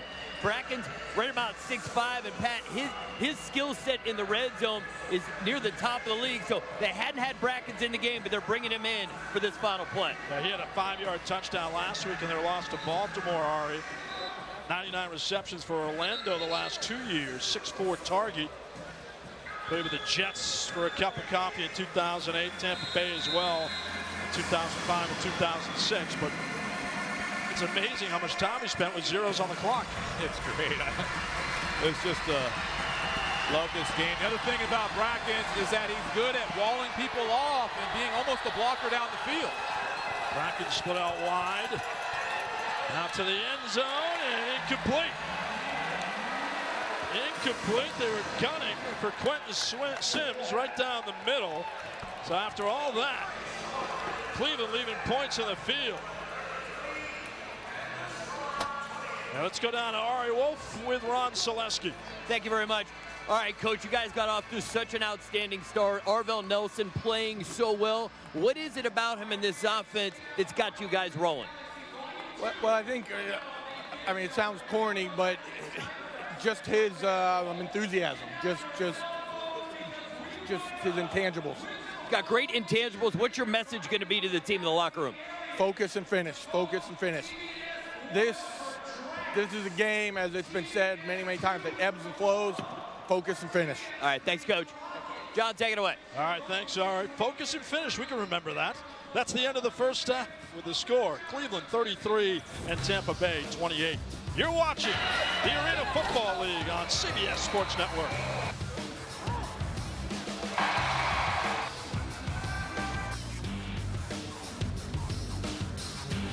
Keep fighting, finishing plays. Hey, lock in, finish plays. We've got to challenge them. They can't run by. And welcome back to Amalie Arena. Ron Selesky calling for finish. We must finish and we must focus. Question is, what will Tampa Bay do to counter? Let's go downstairs with Ari Wolf. Coach, you guys really rallied in the second quarter. The onside kick gave you guys some momentum. You get the defensive stop. What'd you tell your team at the half? I just told them remain calm. We got the ball coming out. We need to be able to get a possession score right now, negate all the problems of the first half, and move forward and win the second half. Now, Joe Hills, when he gets going, can be unstoppable. Anything in the game plan to try to get him some touches early in the third? Well, we tried to get him some more touches in the second quarter. They're trying to take him away, and they're playing high, so we got to be patient. We got to be able to pick it apart, and the catch and run opportunities are going to be big for Joe. Good luck in the second half. Thank you. John? All right, thank you. And thanks to the coach, Ron James. And Randy Hippert up and down in the first half, but he finished strong. And you know what? A lot of quarterbacks in the first half will take 19 out of 24 for 220 and 4 touchdowns. But if you probably talk to him, Pat, he'd probably say, I'm disappointed. Yeah, but absolutely. What I like about Randy Hippert's play is his resiliency and his toughness. And it wasn't pretty there for a little while with this pass rush in Cleveland, and he hung in there. And they got together and changed the plan, got the ball a little quicker, got the ball in the hands of their athletes, were able to turn more possessions into touchdowns. I'm sure they'll continue with that philosophy in the second half. Strange circumstance in the first half for Cleveland. They did not convert one third down conversion or one fourth down conversion. That's interesting. You know, they're scoring on normal downs. So, you know, it's a telling stat, but it really is at the same time based on the points, different points effort on the scoreboard. So. And after winning in the coin toss, Tampa Bay deferring, so Ben Dayton will kick it off for the Gladiators, kicking in his first game. Kicked 1 year at Eastern Kentucky, was a 4-year soccer star at Baldwin Wallace. Kendrick Ings out of the end zone and knocked to the sideline barrier at the 19 by Colin Taylor and Jacoby McDaniel. A 22-yard return for Kendrick Ings. So first down, Tampa Bay. Excuse me, sorry, John, but to that point of their new kicker, Dayton, you know, he's yet to hit the net, I believe, on these kickoffs. And that adds up. Now, you don't hit the net with Kendrick Ings returning it there in the second half. Got to be careful of that. And you also saw some breakdowns with a fullback of the Storm, John Brown, throughout the first half with some blocking assignments. There were some struggles there, but the quick game has helped him in protection. Hippert looking for the man in motion, and he finds him past midfield. Quick throw by Hippert to Joe Hills to the 21 for a gain of 8. That's what they need to do. Get the ball out quickly. Just what Ron James talked about with Ari Wolf. Absolutely, and you know, that's a 9-yard gain right there, John. And that's a one-step, get the ball out. It negates the pass rush completely. So good change of philosophy by Tampa. Second down and 2. Ings will be the man in motion for the Storm. Now the quick hitter again to Hills. Lowers the boom at the barrier. Running over the attempted tackle. Boy, he just pushed Kent Richardson aside. Richardson, 6 feet, 200 pounds from West Virginia. Said, just get out of my way. Yeah, Joe Hills has tremendous play strength, and you can see it right here with the forearm. And you know, some other receivers are like, I'm a finesse guy. He combines finesse, power, strength, range, all in one package. He simply can do it all. The center for the Storm, Raymond McNeil, snaps it to Hippert, surveys the scene, and he's got Ings, who barrels past the 5, lowering the shoulder again for an 8-yard run. And he ran into the rookie Terry Johnson from Florida A&M, playing his first game in a Gladiator uniform. Yeah, really taking a page out of the Cleveland game plan for Arvell Nelson at quarterback with quick game, high percentage throws, and Tampa Bay looking at the ball on the 4-yard line with a chance to take a lead for the first time in the game. Hills will be the man in motion. Look out on the near side. Lamar Brown. Hipper looking that way. Now to the far side. He aims and fires. It's a touchdown, but there's a flag down. It's caught by Ings. Referee Joe Pester. 43 offense, 10-yard penalty. Replay second down. There's the fullback, John Brown, with a penalty. And that's the 7th penalty of the night for the Storm. Yeah, penalties that hurt them. And really, Joe Hills fell down and stumbled, and he's hurting. But a good job by Hipper. Looking for Hills. Hills falls down and just drills it only where Ings can catch the ball. But John Brown with the hold from the fullback position. You like what Raymond McNeil, the center, is doing? I know you're high on him from Fort Valley State. He's 6'2", 325, but he's light on his feet. 2nd down and 11. And Ings drops it. Quick throw by Hippert. In the neighborhood was Terrence Moore. He's still working on route running with Kendrick Ings. Didn't play college football. Came from the high school ranks, and Ron James told us earlier today it's a developing situation.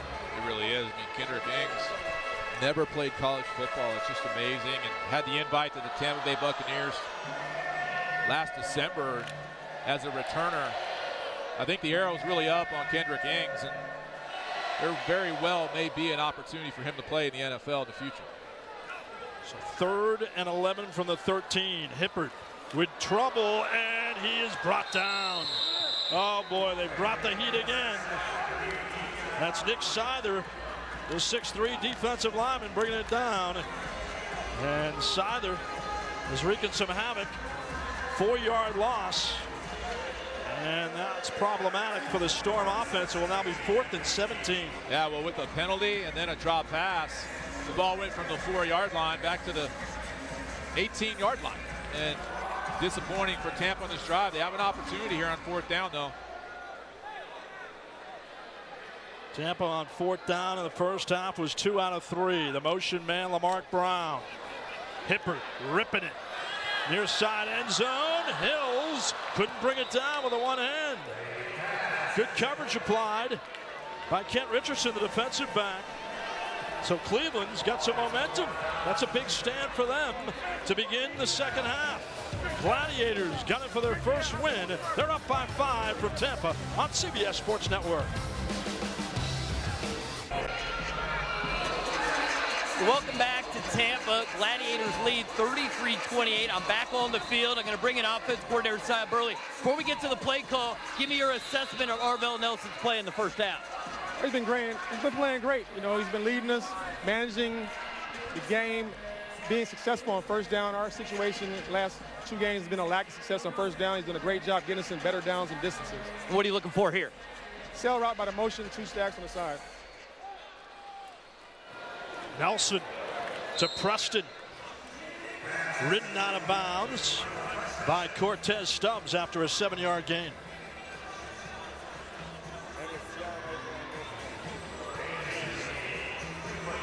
Cy, what do you got here? All right. Got a motion man on the corner route. I got a stack on the side, and I got a 2 slant in the middle of the field here. Motion man is Colin Taylor. Deep drop by Nelson with a pressure on. He eludes it and throws it to a fan on the far side. That was heat from Antoine Dillon, a name we haven't called much. A 6'5", 270-pound defensive lineman from North Alabama. Yeah, that's one of the few times that the defensive line's been able to get home because everything's been coming out so quick. That time, good coverage on the back end by Tampa, and Arvell Nelson has to hold on to the ball and throw the ball away. Good in-game adjustments by Tampa defense. What do you have, Ari? All right, what do we got here, Coach? Got a screen from the fullback right here. Screen to the fullback, fellas. And 44, when he gets his hands on it, he's tough to bring down. Yeah, that's Manley. He is a load at 340 pounds. And there he is. Good execution to the 15, to the 10. What a move by Manley. Inside the 5 and brought down at the 2. And 2 flags after the play. I love to see the big guys rumble and stumble. Watch Manley here. It's a big man running down the field. You better tackle him low. to get him down. Good ball security by the big man as well. 26-yard hit on 3rd down. After the play, unsportsmanlike conduct, 9. Helmet removal, half the distance to the goal, automatic first down. All right, hey, Coach. Coach, I expected him to run over guys, not run by guys. What do you got for us this time? Take care of the ball. I'll run the ball right at him. First down. Okay. He's going to try to beat him, get physical in the run game, fellas. Yeah, Manly had a 31-yard touchdown catch against Baltimore last week in their 3-point loss. 1st and goal at the 1. This time it's Brackens, and he gets stymied at the goal line. Terrific penetration up front. No gain. Kendall Montgomery and company leading the effort up front with Cortez Stubbs on the back end. 5'9", 180 from Concordia in his 5th year, but that was aggressive defense. Yeah, good. What do you got here? Good physical play.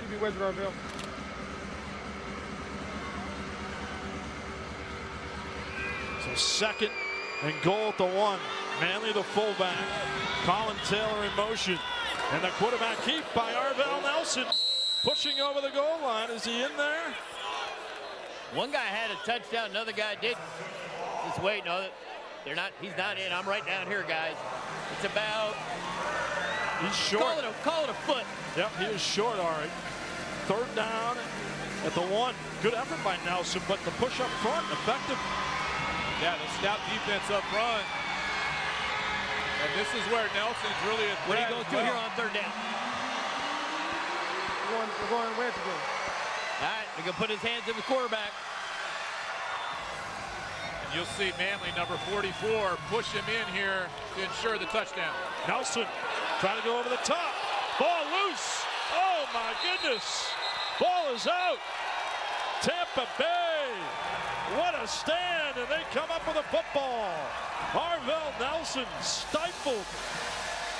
And he is flummoxed. That was Dexter Jackson coming up with a football. Penetration up front. 3 straight downs, and Tampa Bay capitalizes. It will be their football coming back after this.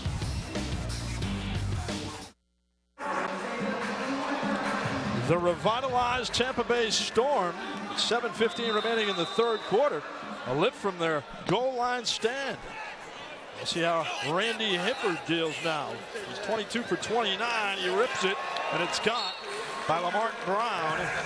Out of bounds at the 18-yard line. Dexter Jackson, the middle linebacker, recovered the fumble. Yeah, Dexter Jackson's a load in there. He's an experienced guy. Once you get that quarterback back in the air, he starts stripping at it. That's a huge turn of events for Tampa Bay. Defensive coordinator Doug Kay, no doubt fired up. 81 years young. Ron James says he has the energy of a 40-year-old as they throw it behind Joe Hills. And a misfire by Hippert. So now 2nd down from the 18. Yeah, just some self-inflicted wounds by Tampa offensively. You know, Ings had the drop on the previous possession. Joe has a drop there.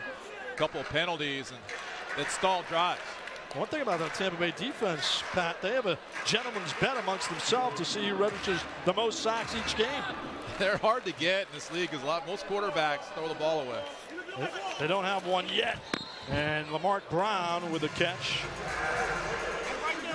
Written out of bounds by Terry Johnson. Joe Hills, all-around talent.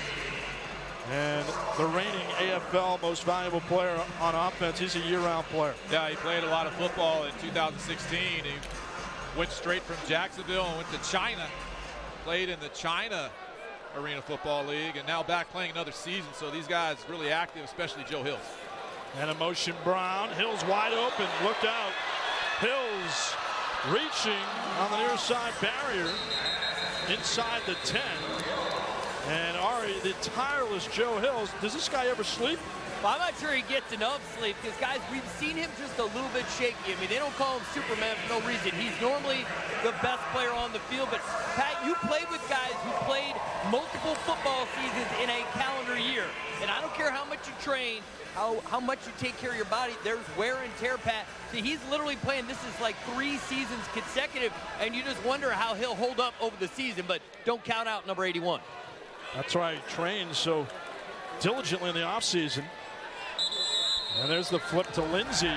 Now inside the 5 on 1st and goal. That was a 5-yard gain for Michael Lindsey. And it's been a better drive by Tampa, just working the ball down the field, matriculating the ball down the field. John, like that. Huh?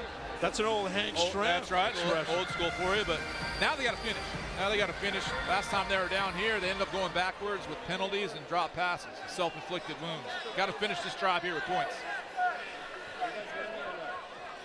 Did your coach Richard Williamson ever mention matriculate the ball down the field? For the Tampa Bay Bucks in the end zone. Oh, Joe Hill's out of bounds. Very close, but he's out of bounds. Good idea by Randy Hippert. Looking for the red zone. Hey guys, target. they're going to challenge. They're going to challenge. Yep. I think it's a good call. Yeah, the red flag is out of Ron's pocket right now, right in front of him. Now that might cost him a timeout because I think that's a good call by the back judge, Grannis Bell. Just from my view up here, but and the poor cheerleader got Joe Hills. He's throwing it. The red flag is out. A challenge by Ron James. That means we'll go under the hood with referee Joe Pester.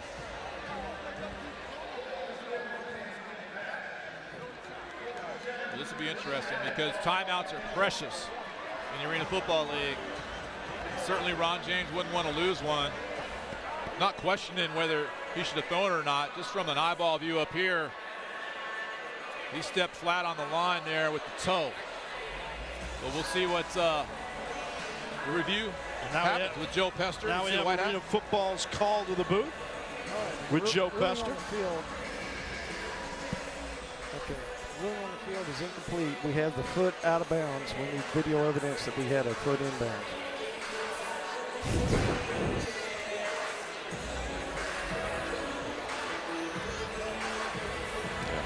Foot taps on the white line. You have some other views to confirm that? Yeah, the foot's tapping on the white line. The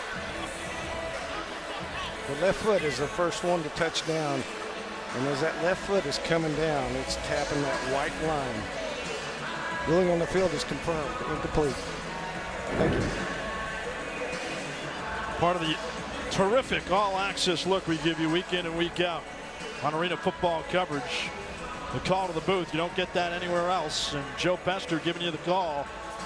The call on the field is confirmed. He was out of bounds. After review, the receiver's left foot came down, touching the white line. The ruling on the field is confirmed, incomplete. Tampa is charged the timeout. A worthwhile challenge by James? Well, you know, I thought it was quick, and I'm not questioning Ron. I love Ron. He's an excellent coach, but sometimes you got to, buy a little bit more time, get a couple more looks at it, because you don't want to lose that timeout. I mean, these timeouts are huge. You'll see this here at the end of the game with a minute left. Yep. These timeouts are precious. Yeah, that's going to be one he more than likely would love to have back. We'll see how they come back from the disappointment on 3rd and goal from the 3. Mark Brown with Lindsey on the near side. Lined up as wideouts. The man in motion, Joe Hills. Hippert, short drop, end zone. Bobbled, touchdown, Joe Hills. Give him 6, 3-yard touchdown throw. And looky, Tampa Bay takes the lead for the first time tonight. How about that? After everything that's happened, Tampa takes the lead. This is a great ball by Hippert in a small window. Watch the ball underneath Terrence Moore and in between Kent Richardson. And Hills able to finish, a little bit of a bobble, but able to finish the possession for the touchdown. Second touchdown of the night for Mr. Touchdown, Joe Hills. 71 straight games with a score. He's scored in every home game since 2012. It's unbelievable. Alvarado. And the extra point. Joe Hills celebrating on the sideline as we take a look at the fumble recovery by Dexter Jackson, the big goal line stand. And then the touchdown, Joe Hills, and Tampa Bay with the lead on CBS Sports Network. At one point, Tampa Bay was down 27-7, but now they've grabbed the lead as they will kick it off with Alvarado to do the honors to Calvin Rogers.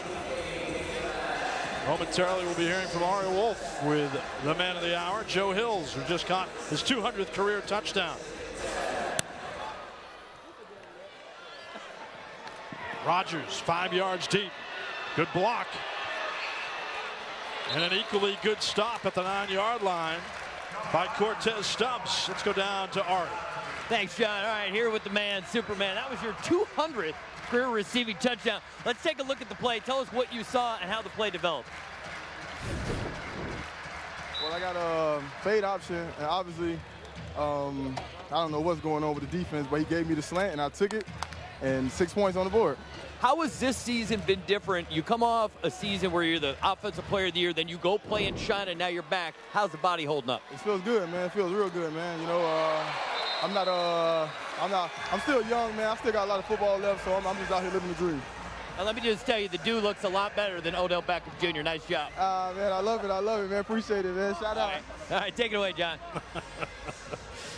Yes, nicely done. And a great pass breakup by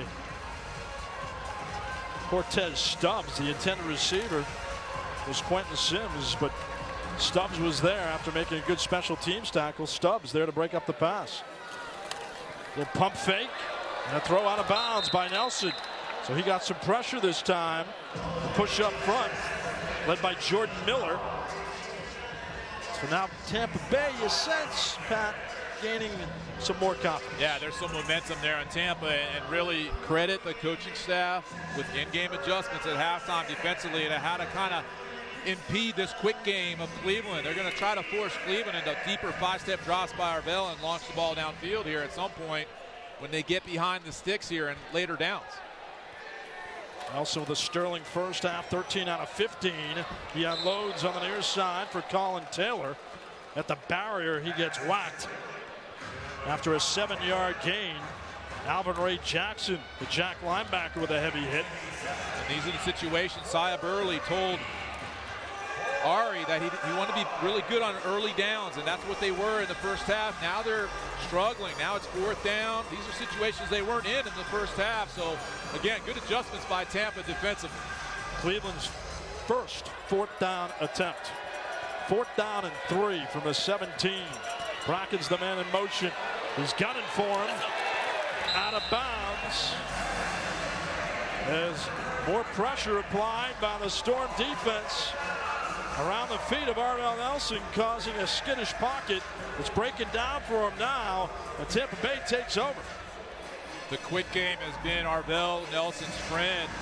Tampa doing a good job of limiting that on early downs, and Arvell struggling here in the second half. That's the puzzled Ron Selesky. And now Ari Wolf will be downstairs with Ron James.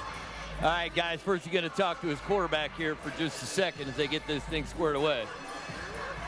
We're coming off the defensive stop here. And at the end of the third quarter as well, so we'll hear from them when we come back.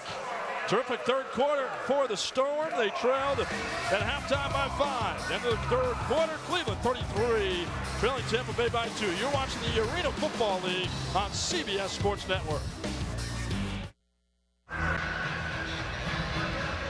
Monday night at 7 Eastern, CBS Sports Network's Draft Prep continues with the next Inside College Football Draft Special, The Quarterback Show. We profile the golden arms of tomorrow, only on the 24-hour home of CBS Sports. And it all starts with Mitch Trubisky, 13 games in his North Carolina career. Deshaun Watson, projected overall 17. I think that's a little low. Trubisky might go number 1, some people think, to Cleveland. Will they gamble on him? He's a Cleveland guy, and Watson certainly has impressed in big games. As we begin the fourth quarter, we're going to have flags everywhere as Randy Hibbert couldn't get the snap count off. And in the backfield was Nick Seither of Cleveland. Way too much contact on the quarterback, guys. People not happy down here. Or should they be? Yeah, you know, as a former quarterback, I agree wholeheartedly, Ari. 2 fouls on the play. Offside, unabated 99. Personal foul, 99. Only 1 foul will be administered. Half the distance, first down. Double whammy on Siler.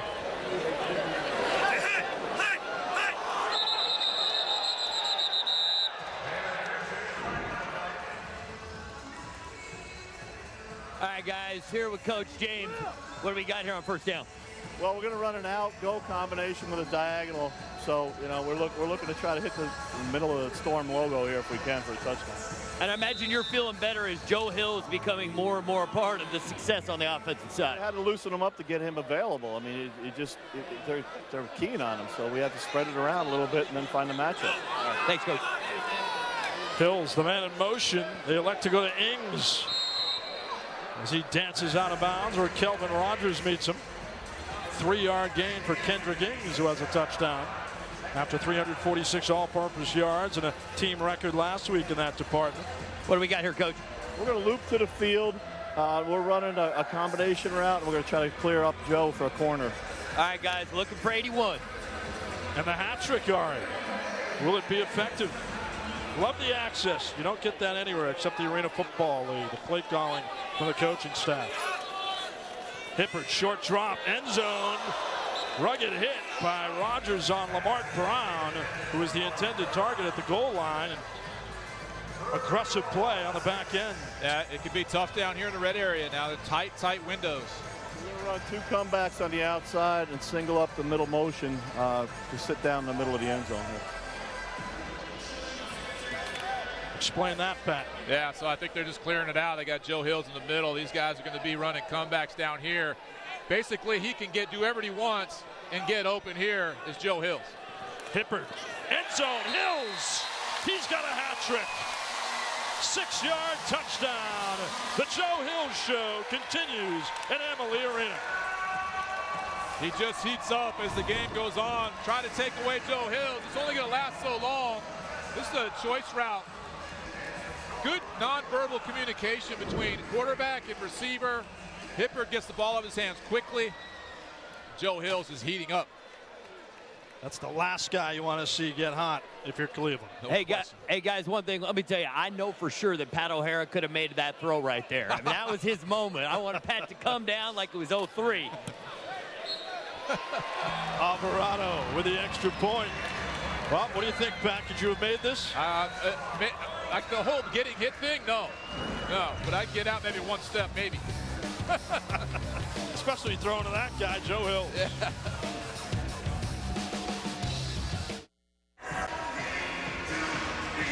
So Tampa Bay storming back, no pun intended. 9-point lead now over the Cleveland Gladiators with Pat O'Hara and Ari Wolf. I'm John Mita Perrell.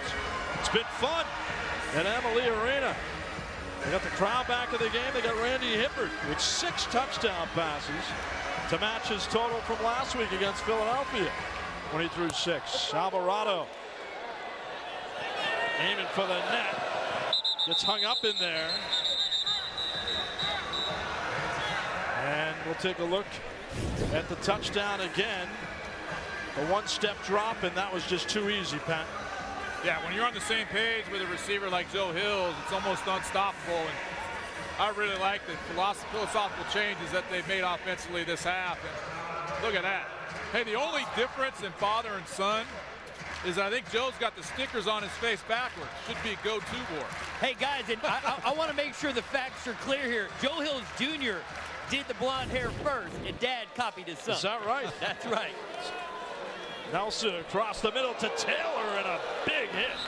Boy, lowering the boom at the 24-yard line. 19-yard gain. What a stick by Damon Smith, the rookie from South Alabama. You know what? My kids, they look at my hair, they say, Dad, we're not going there. You got helmet hair.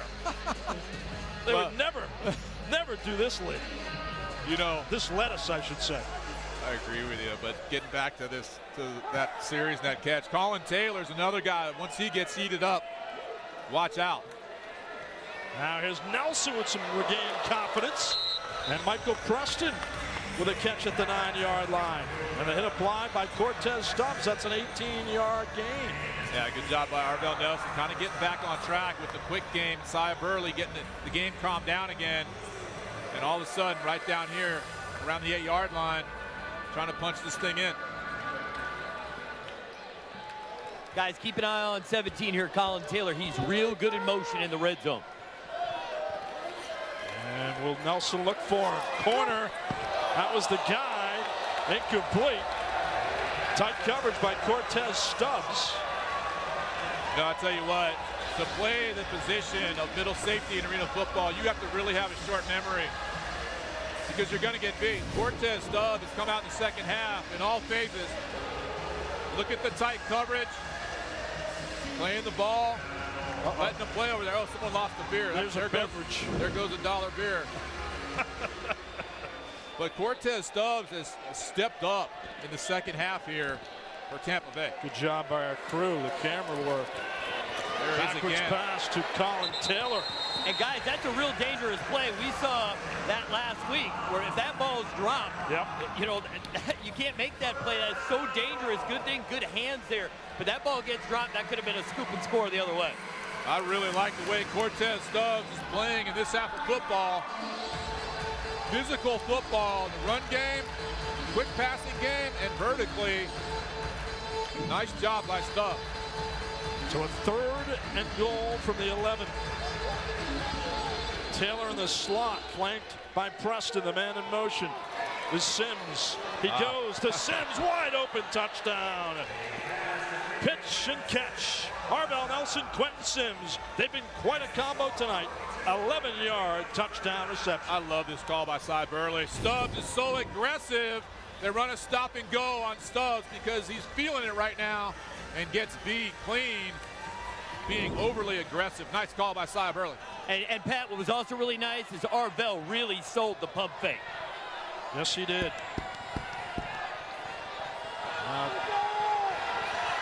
The fake and a fumble by Nelson. They can bring this one back. Here comes Montgomery, and he's going into the end zone. Oh, another momentum burst for the Cleveland Gladiators. 2 points for Kendall Montgomery, and there's flags everywhere. Well, they go for the fake on the extra point attempt, and it backfires on him. 42-yard return by Montgomery, the defensive end. Hey, Pat, can you explain to me before we get the call why you're going for 2 here? I can't.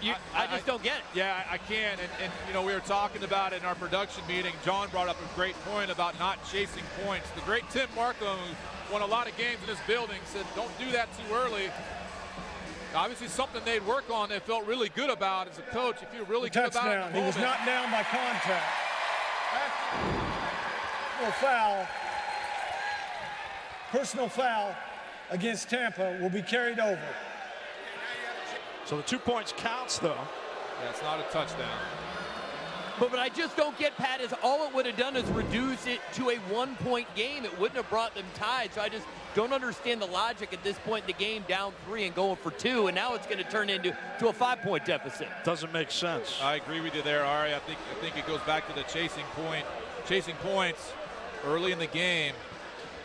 Yeah, especially when you have 9:35 remaining, guys. Yeah, the only thing that possibly Ari could be is, you know, a rookie kicker that's been, you know, all up and down, but, you know, another key fumble by Arvell Nelson in a critical situation.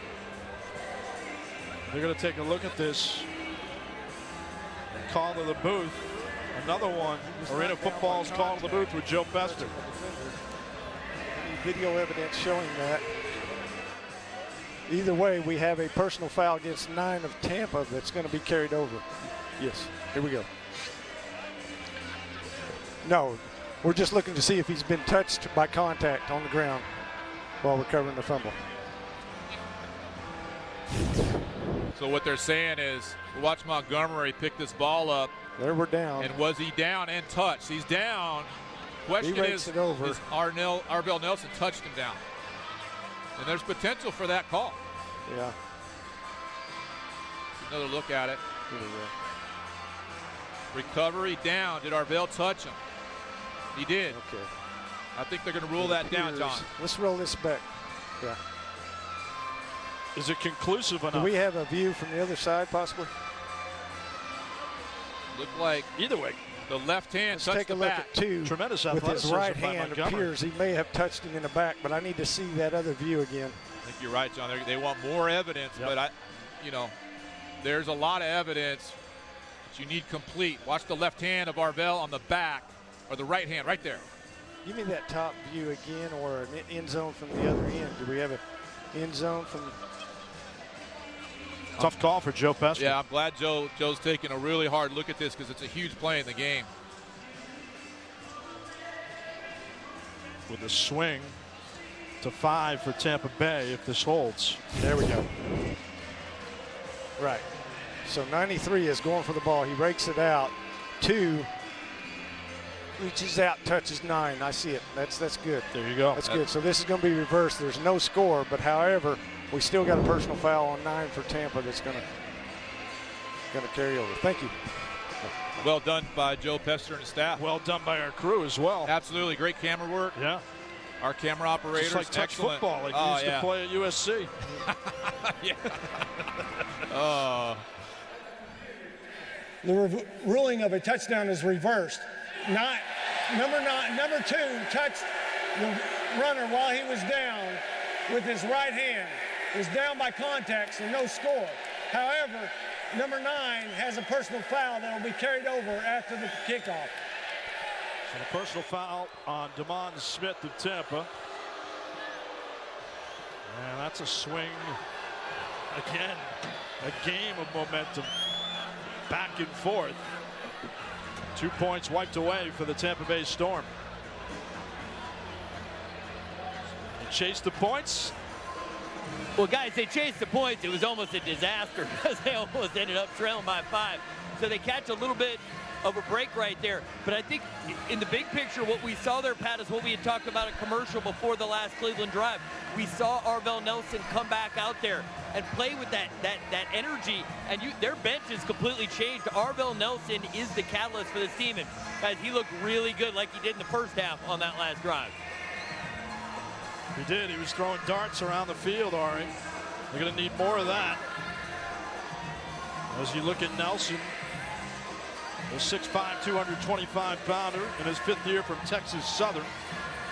Versatile player, jack linebacker, back to quarterback, threw for 70 touchdowns, just 11 interceptions last year. Dayton, onside attempt. Cleveland diving for it. I mean, Tampa caught a huge break there. I don't know why he didn't catch it or at least tap it into the stands. Huge break, an excellent onside kick.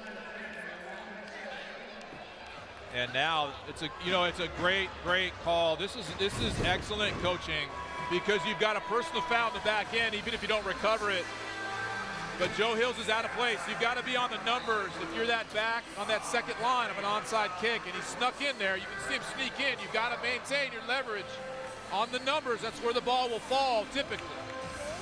So they lucked out there, but the penalty pushes Tampa back. Right. So it's an excellent call on the onside kick by Cleveland. Now Ron Selesky playing the chess game. And Hippert pass to Hills, who carries past the 20 to the 16 for another 11-yard gain and a first down. Again, the quick game has been Randy Hippert's friend here after recovering from, multiple sacks and hits on the quarterback. Now the quick game continues to work, and it's feeding the ball, and more importantly, to Joe Hills. And that's why Rodabah is so effective in Philadelphia. That's exactly right. Gets the ball out in under 2 seconds for Clint Dozell. First down, Hills inside the 10 to the 6. And I like the way Joe Hills has excellent ball security on both those catches. When you catch a little hitch from the inside receiver position, the jack linebacker, all those big bad guys, they're near you, and they're swiping at you. Good job, 2 hands on the ball, good ball security. Numbers starting to pile up for Hills. 12 catches now for Hills and 3 touchdowns. He'll be the motion man on 2nd and 1. Hippert That's elusive to the end zone. Touchdown, Randy Hippert. Oh, escapability by Hippert. 7-yard run. And he digs him out of trouble again as the Gladiators go up by 9. Nice job. Tampa Bay goes up by 9. A nice job by Hippert, and we talked in the open how he does have the ability to create plays with his feet as well. He's not Arvell Nelson with his feet, but he sure is darn good. And good play strength ripping through that tackle of Derek Summers. A big touchdown for Randy Hippert and Tampa Bay Storm. Good field vision by Hippert. He's a cool customer.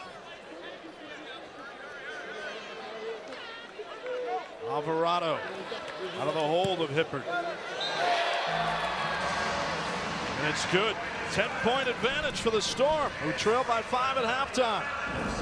Hippert feeling confident, and why not? 7-yard touchdown run. Tampa Bay leading on CBS Sports Network.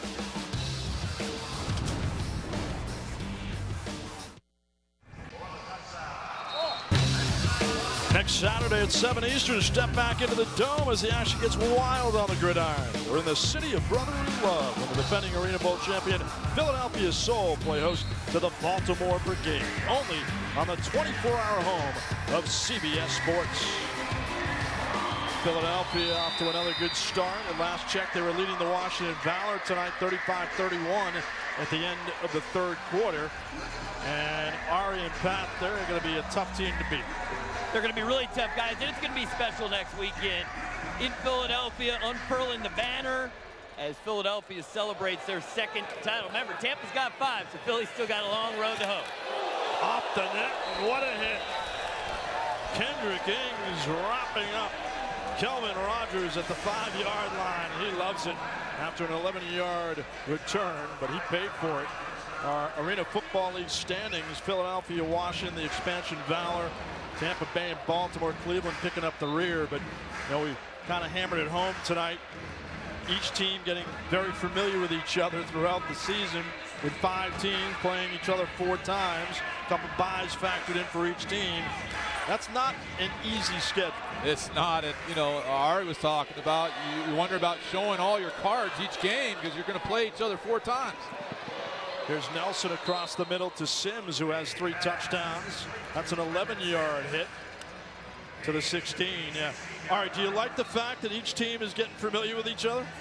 Well, I think it's going to make it interesting. I mean, you spent all that time in the chess match of trying to figure out what to do on a week-to-week basis, but if you're playing a team 4 times in a season, and then in all likelihood you're going to play somebody, you've played 4 times in the playoffs, I just think it's going to be interesting to see how close to the vest they keep it early in the season, and then we'll see how it develops as we get late into the season. It's going to be a fascinating development.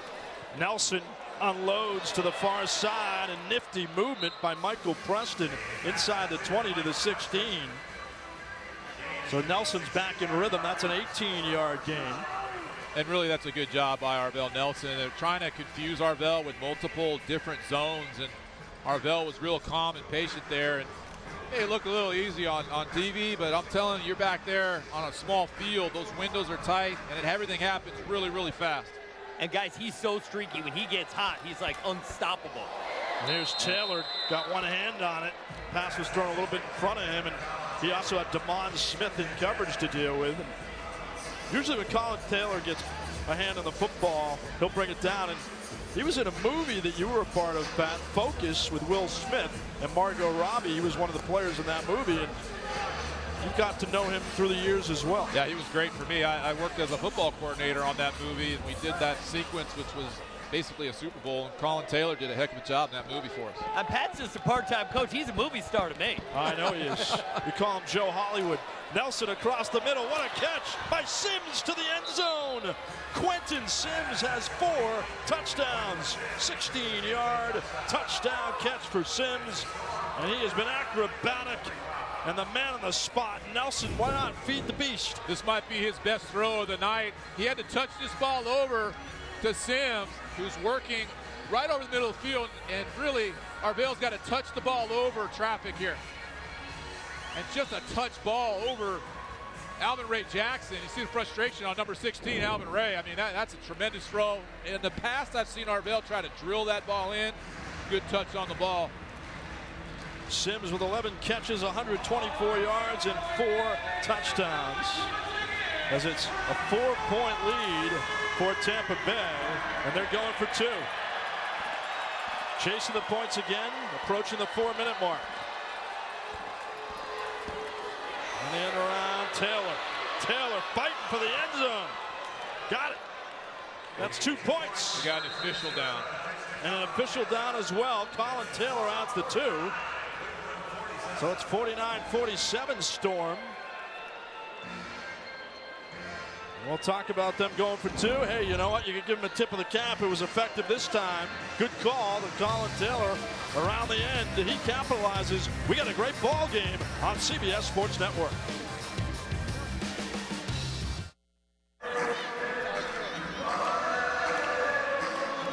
Two-point lead for the Tampa Bay Storm as we await the kickoff from Ben Dayton. And the onside kick. Ball loose and recovered by Tampa Bay at the 19. Over the top onside kick attempt. That is Lamar Brown falls on it, so it'll be Storm football with 3:52 remaining in the 4th. And Pat O'Hara and Ari Wolf, during the break, you guys were questioning the 2-point conversion call. I say, hey, you know what? It's a good one because Colin Taylor made it, but you might disagree, Ari. Well, I do disagree because if you don't, you're down 4 and you need a touchdown. If you just get the extra point, and most guys in this league are going to make 9 out of 10 extra points. So I think you take that point there, and then you're down 3, and you can tie with a field goal. Hey, it looks great because they got it. But it'd be interesting here late whether that the 2-point they didn't get comes back to haunt. Hipper, the short drop over the middle to Hills. And pass midfield to the 23 for an 8-yard gain. You know, when you, like to Ari's point, when you kind of open up the coaching manual on 2-point plays, we talk about chasing points. It's not necessarily in there to do it at that moment, but you're also talking about a kicker who didn't get to practice at all in the arena all week. He's never even stepped in an arena or kicked an extra point. So you tell your offensive coordinator, have my 2-point plays ready. You practice them, you like them, you stick to the plan. Sometimes that's the move. Yeah, and that's a great point, Pat. You got to go with it there. With the inexperienced Ben Dayton is Lamar Brown with another reception. This just 3 yards as he works the barrier.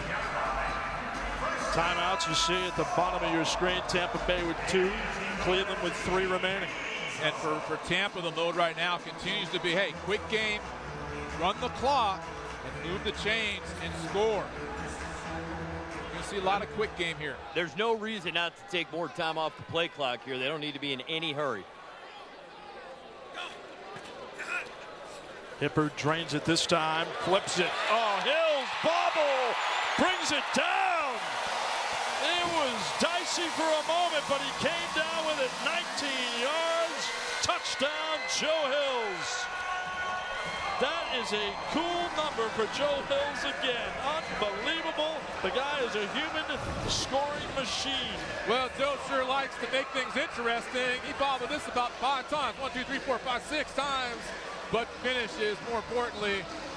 Watch Joe Hills in the concentration. Yeah, gets it the first time, but great concentration to finish. He gets held. You see his shoulder pad sticking out. Still fights through it for the touchdown. Matching Quentin Sims, 4 touchdown catches. Joe Hills, 14 grabs, 130 yards, and 4 TDs. Alvarado knocks it home. Don't go anywhere. 79 seconds remaining in regulation. The Storm up by 9. And how about Joe Hills shaking his head about the bobbles? Yeah, and a good touch ball by Hippard. And making us all hold our breath is Joe Hills. What a great finish. He's laughing about it. He knows. That's the second ball. Second touchdown pass. He's bobbing. Good finish. Come on, Joe. Finish. Guys, I got to come back to that missed 2-point conversion attempt when they didn't need it for Cleveland. All right, guys, now they're down 9. Had they gotten the single point there, they'd be down 8, which is a touchdown and a 2. So the whole complexion of the game, Pat, here has changed because they need 2 scores.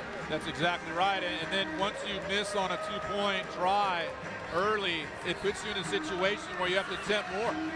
And it puts you in a bind. Yeah, you just keep chasing the points. because you go for it early. I see going for it in the first half if you've got a play you love and you see that the defense isn't ready for it. But other than that, I've always learned, you learned it from Tim Markham, I learned it from the Firebirds head coach, Mike Daly, don't ever chase the points till you absolutely have to. But even with the inexperienced kicker, Dayton, until he shows that he can't make a kick in this situation, you got to build his confidence too. It's early in the year. Trot him out there, let him make the kick, and build that confidence. It's an interesting discussion, that's for sure.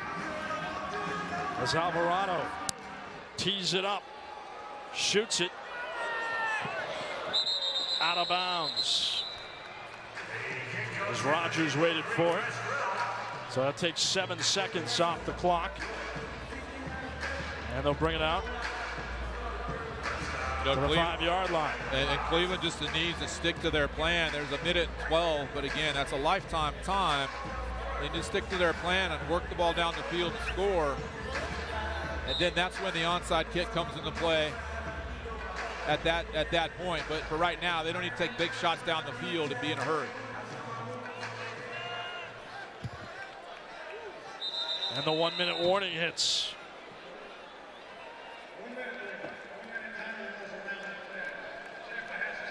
So that gives us some time to let this all wash over us.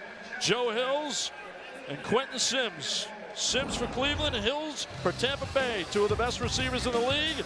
A couple bobbles, but you know what? He brought it down for the Tampa Bay touchdown on CBS Sports Network.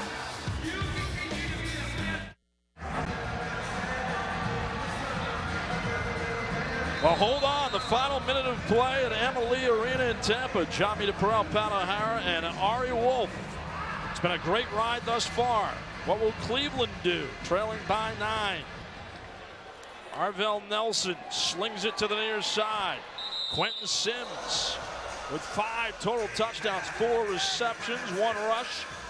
Bumped out of bounds by Damond Smith. And a good job by Cy Burley, offensive coordinator. Tampa's going to be in a mode of keep everything underneath them. And for Cleveland, take what they give you, get out of bounds. In the final minute of the half and the final minute of the game, the clock stops and go out of bounds. It does not stop during regular time. So they want to get this ball completed near the boards and get out of bounds. Cleveland with a full 3 timeout arsenal. Nelson with some time, wide open. Sims, look out, inside the 5, reaching for the goal line. There is a flag down way back at the 18-yard line after a 30-yard hit for Cleveland. Ron James stalking the far sideline. The first-year Tampa Bay coach. Illegal defense. 93, the defensive end was drifting. That penalty is declined. First down. Tampa Bay got called for that last week, an illegal drift. So illegal drift against Kendall Montgomery as they declined the penalty, as you'd expect, after 30-yard gain. Yeah, and guys, with Coach James, he didn't want those guys rushing. He wants the hands up in the passing lane in that situation. Exactly right, because everything is quick game, so you want to use your defensive ends to get in throwing lanes. And for Montgomery being a rookie, sometimes you can get out of position. You see that often with young players in our league of just drifting and getting that illegal defense. Again, something they need to learn, something they need to be coached on coming into arena football. And I'm sure Montgomery's coached up on it. Then the heat in the moment, you know, those things just kind of happen. Sure. You lose your geography and where you are. And didn't affect the play. They decline it. And really another really good touch pass by Arvell Nelson. I'm impressed with Arvell and some of the steps and growth he's had as a quarterback. A lot of his throws normally would be fastballs, and he's touching some balls up really accurately. So 1st and goal at the 1. The fullback, Manley, pump fake, end zone. They bring it down. Touchdown, Cleveland. Michael Preston's got it. The 6'5" wideout from Heidelberg. So Cleveland counters the Tampa Bay score to make it a 3-point ball game. Great pass again by Arvell Nelson. And heavy coverage. They're going for 2. Yeah, Pat, why are they going for 2 here? I don't understand it. It doesn't make any sense. Yeah, there's got to be something going on with with the kicker. There has to be. Maybe you can find that out. Yeah, but I mean, he's been handling the kickoff. Yeah, I don't know. Yeah, this is bizarre. Or it's the snap. Could be the snap. Confidence in Dayton, maybe. Nelson with time, and Colin Taylor's got the 2 points. Second straight 2-point conversion for Colin Taylor.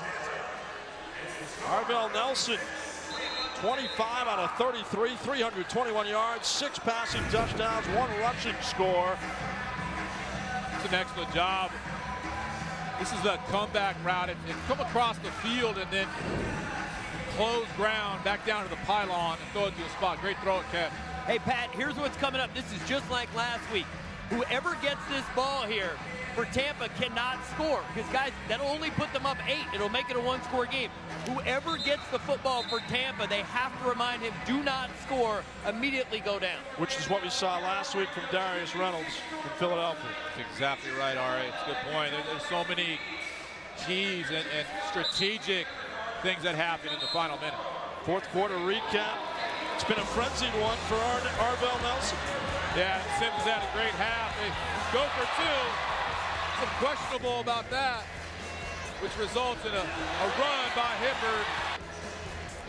Hibbert really playing competitively. This is the best pass of the night, in my opinion, by Arvell. Touching the ball over the Jack linebacker, and then the reverse. Great call by Cy Burley, and a great effort getting the hand down by Colin Taylor. The ninth in. And the game summary. Yards are piling up. 346 for Cleveland, 335 for Tampa Bay. Still 9 penalties. Ron James going to be upset with that. They've had 3 in the second half. So in 2 weeks now, they're up to 23 combined penalties. Oh boy, the onside kick, and it's recovered by Cleveland. Larry Brockins dove on the loose ball. How about that? The Cleveland Gladiators coming up with spare change. And hold on, 56-55 Tampa Bay. Let's take another look. This is Dayton with the onside kick. What a great job by Dayton, coming off the couch, making some great onside kicks here. That's all you want is a favorable bounce and the football god smiling on you. And they did here. Now, this gets back to the point too, Ari and John, of Tampa using that challenge, losing a timeout, which is costly, could be costly later, but Cleveland's got work to do, being down 1 point here. Well, you said they likely want that one back after the failed challenge. Nelson dropping across the middle for Sims. Got it! Touchdown! Quentin Sims! Man, is he loving Tampa Bay. 37-yard connection. And the Gladiators grab the lead by 5. Yeah, I think they might have scored too quick, and Ari knows what I'm talking about. Oh, yeah. They scored quick. Now, here's the time where you do go for 2. Correct. Yeah. Correct. Now, you can see number, all these players are challenging the receiver. It's either feast or famine. Hey, if you're going to score now. Fine. Now we get the ball last to win the game. That's the mode. I think you score too fast. It's not always a good thing here in this game. I'm telling you, it's crazy. It is nuts.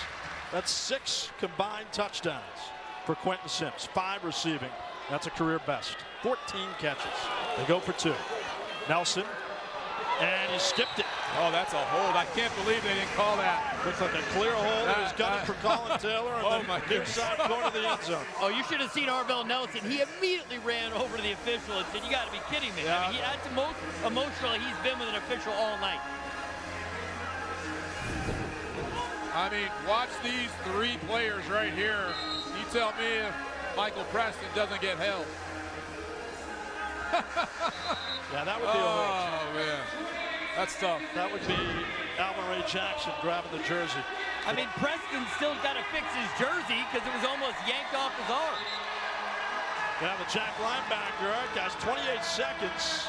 And the Gladiators fail in the 2-point conversion. So a 5-point ball game. Tampa Bay, 2 timeouts remaining. Take us through it here, Pat. Where's Ron Selesky going in the huddle? Well, you want that timeout. You know, you can't have it back. But right here, this is what you want. It doesn't. I mean, you're at home and you have the ball last, down 5. This is what you want in arena football. Cleveland scored too quickly. Tampa forced their hand defensively by pressing all the receivers, saying, hey, if you're going to score right now. And they did, and now there's enough time. Storm has 2 timeouts to go. I this isn't a situation where you onside kick, so they got to kick it deep. What a beauty by Dayton on the onside kick, an unsung hero. Watch where it hits Lamar Brown. And it's just funky bounces on this turf. And it worked out for Cleveland. Yeah, the recovery by Larry Brackens. And they do boot it deep. Ings boxed it around. He lost it in the lights, the line drive kick. But Pat, that does answer the question about whether or not the kicker was okay to kick off. So he has been, now granted he hasn't got it to the net very often tonight, but we do know that he would have been available to try the extra point. Yeah, I'd have to agree with you on all that, and those are all maybe post-game questions to find out, but mentally is he available? You know, again, this is what you want though. If you're Tampa, you got the ball, you got a couple timeouts to go win the game. You got Joe Hills, the Offensive Player of the Year in 2016. You've scored nearly every possession. So here we go. Can Randy Hippert and company do it? You got Randy Hippert, who's thrown for 7 touchdowns and rushed for 1. Hippert, shoulder fake, open at the barrier. Ings paid for it. Rogers with the hit, but close to midfield after a 19-yard gain. Good touch by Randy Hippert. And a good pump fake by Hippert out to the sideline, which opens up that little flag route by Ings. That stops the clock with 24 seconds remaining. Tampa Bay coming off a loss to Philadelphia last week. Cleveland is 0-2. And in motion, Hills. And they're gunning wide open far side, and quickly stepping out of bounds is Kendrick Ings. As that stops the clock. Good job by Ings to scamper out of bounds after a 14-yard connection. Yeah, whenever Joe Hills goes in motion, they're going to play zone to him to take him away. That leaves the perimeter receiver open, and Cleveland comfortable with not giving up a big play right here and get down in the red area and just play defense. Ings split out to the near side. Lamar Brown to the far side. He's got a couple scores. Motion man Hills. They go to him. Hills timeout now. Fighting past the 5. Finally corralled. You'd use the timeout here, and they do. 12.2 seconds remaining. Joe Hills tied up. An 11-yard gain. Tampa, their second 30-second timeout. So Calvin Rogers with a hit, but another look of Hills carrying such a tough guy to bring down at 225 pounds. Yeah, you talk about the play strength and the 2 hands on the ball security, a smart veteran player, and look at him trying to call a timeout immediately as he goes down. Good awareness by Joe Hills, ball security and play strength. Moore's trying to strip it from him. Big number 5 for Cleveland. All right, where are you going here, Mr. Offensive Coordinator? Well, you've got 1 timeout left. You can't really run the ball. You're a little far out to run the ball. If you do run the ball, you're going to lose time, and you got to burn your last time out. Situation where you've got Superman, Joe Hills, who's come up so big for you, playmaker of the year and offensive player of the year. So this is what those guys get paid for, though. So we'll see what Ron James dialed up. We get paid to speculate. Well, they're going to isolate Joe Hills out here to the field with the slant or fade combination. That's a quarterback keeper. They better use timeout now, quickly. Yep, they do. Hippert trying to position him towards the goal line. Quick snap. 1 yard for Randy Hippert. Drained 5 seconds off the clock. Did you like that call? Well, the mode of what Ron James chose is to go ahead and leave no time on the clock and ideally score with no time. That was the key, because you're not going to score on a sneak with Hippert from the 2.5 yard line. So they burned their last time out. They can't run the ball now. They've got to throw it in there. They've got 2 downs to do it to win the football game. 3 downs. It's a 2nd and goal at the 1. Raymond McNeil, the center. Here we go. Joe Hills are going to isolate him in the field. With 3 timeouts remaining. Cleveland takes 1. 30 seconds in length. Why not? You got him left. You don't want to leave him in the bag. Can't take him with you. Yeah. So Selesky and company rallying on the near sideline. You got Tampa Bay with 7.3 seconds left, down by 5. A thriller at Emily Arena. And Dominic Jones, the defensive coordinator for Cleveland, is coaching up the secondary on handling Joe Hills by himself, single to the field, and how to defend that properly. How would you? Hey guys, real quick, I'm here with Coach James. What do we got here? Get a high-low into the boundary and singling up Hills to the field. There you go. So the touchdown before on this, Hills has an option. He told us, he told Ari, it's a fade or a slant. And they're going to double him here. So you're going to look for Ings. Hippard. Oh, wow. End zone. Touchdown. Wow. Randy Hippard. Waltzing into the end zone. A little stutter step. And a 1-yard run with 3.3 remaining on the clock. Are you kidding me? That is a gutsy call. If you don't score there, the game's over. When you're rushing the football with no timeout, sorry. That is one gutsy play there by Randy Hibbert to see that and make that play. Good side adjustment, right? Yeah, well, you know, I think Ari's right. I think he did. I think he called his own number. Oh, he did, guys. The play was to Hills. He saw it, saw the field was open, believed in his own athleticism, and got in for the score. Carry the mail. When in doubt, Randy Hippard, second rushing touchdown. You got to be careful here about a return remember, for 2 it's points. 2 points the other way, That's Pat. right. You got to be real careful. We go for 2. Hippard, throw it away. Throw it away. Look out, there's a flag. Might get a hold. It's caught by Ings for the 2 points. Question is it coming back? 56. Yes, it is. 10-yard penalty, retry. Really got to be careful here. It's on Dave Lafutu.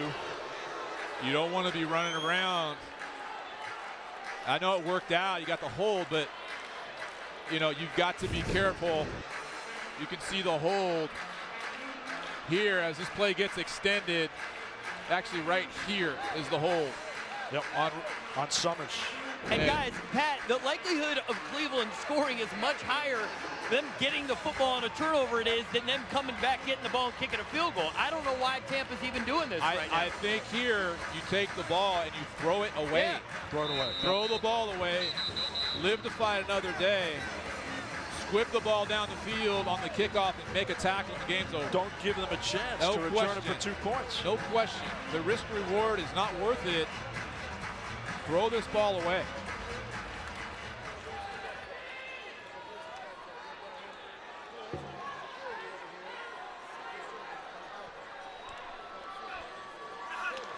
Hippard with a rush again. End zone. Oh, what a breakup. He was gunning for Ings. I mean, that could have been Kent picked Richardson off, guys. broke it up. That's insane. That could have been picked. Could have been, but clock never started too, so you still got 3 seconds remaining. That's right. For Cleveland. That's correct. You know, on the try, the ball, the clock does not run during the try in a minute. So now it's a matter of covering this kick. And we'll see, you know, if it's a touchback, which really you kind of don't want because no clock runs off. Well, guys, and the clock won't stop here until Cleveland touches the ball. Correct. So let's say they don't go for their normal deep kick and they want to do some kind of squib kick. Cleveland player just has to get the ball, give himself up. The clock will immediately stop, and then I know they got a rookie kicker who's never kicked in the AFL, but Pat, would you give him a chance, or would you throw a Hail Mary? I think with the height and the skill, with Sims, Bracken, You got to go with a and Hail company Mary. and Preston, I think you throw that ball up. Yep. We've seen it before many times. You know, the Cleveland of old, Ari, pulled off some miracles against Philadelphia on these types of plays. So they have a knack for it now. Shane Austin's not in the building, but Cleveland has had some miracle finishes. But I'm more curious what Tampa's going to do with the actual kick, because that'll dictate what happens after that. Well, Alvarado will tee it up. Waiting in the end zone for Cleveland is Kelvin Rogers. A thriller in Tampa continues with 3.3 to play in regulation. Up and down game. Cleveland led 33-28 at halftime. Alvarado squibs it past Brackens as they down it at the 20. No, they're going to put time on the clock. They got to put some time as the game is not over. Clock started. they got one more play. They're going to get a play here. It was secured by Colin Taylor. And they have relatively good field position for one more play. Yeah, they're going to look at this, guys. There's no, when I looked up, the ball was secured with a second left. Yep. Yeah, I think that's clear that they need at least a second remaining, Ari. So it comes down to this. You don't want to trot your kicker, your field goal kicker. I know people might be saying, you know, you kick it, it's a very low percentage kick. It's 9-foot uprights.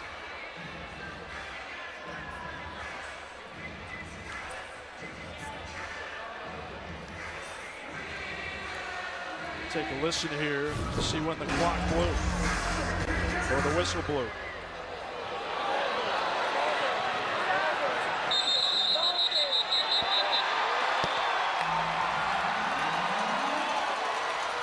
Looked like 0.8, 0.9. Should there be more? All right, you said a second. They just put a second on the board. At first it was 1/10 of a second. Now it's 1.1. And guys, keep your eyes on Colin Taylor. He seems to make huge plays in moments like this. He just seems to have a knack for the football. And all right, look in the back end. You've got Joe Hills and Lamarck Brown playing on the goal line defensively. Flooding the zone.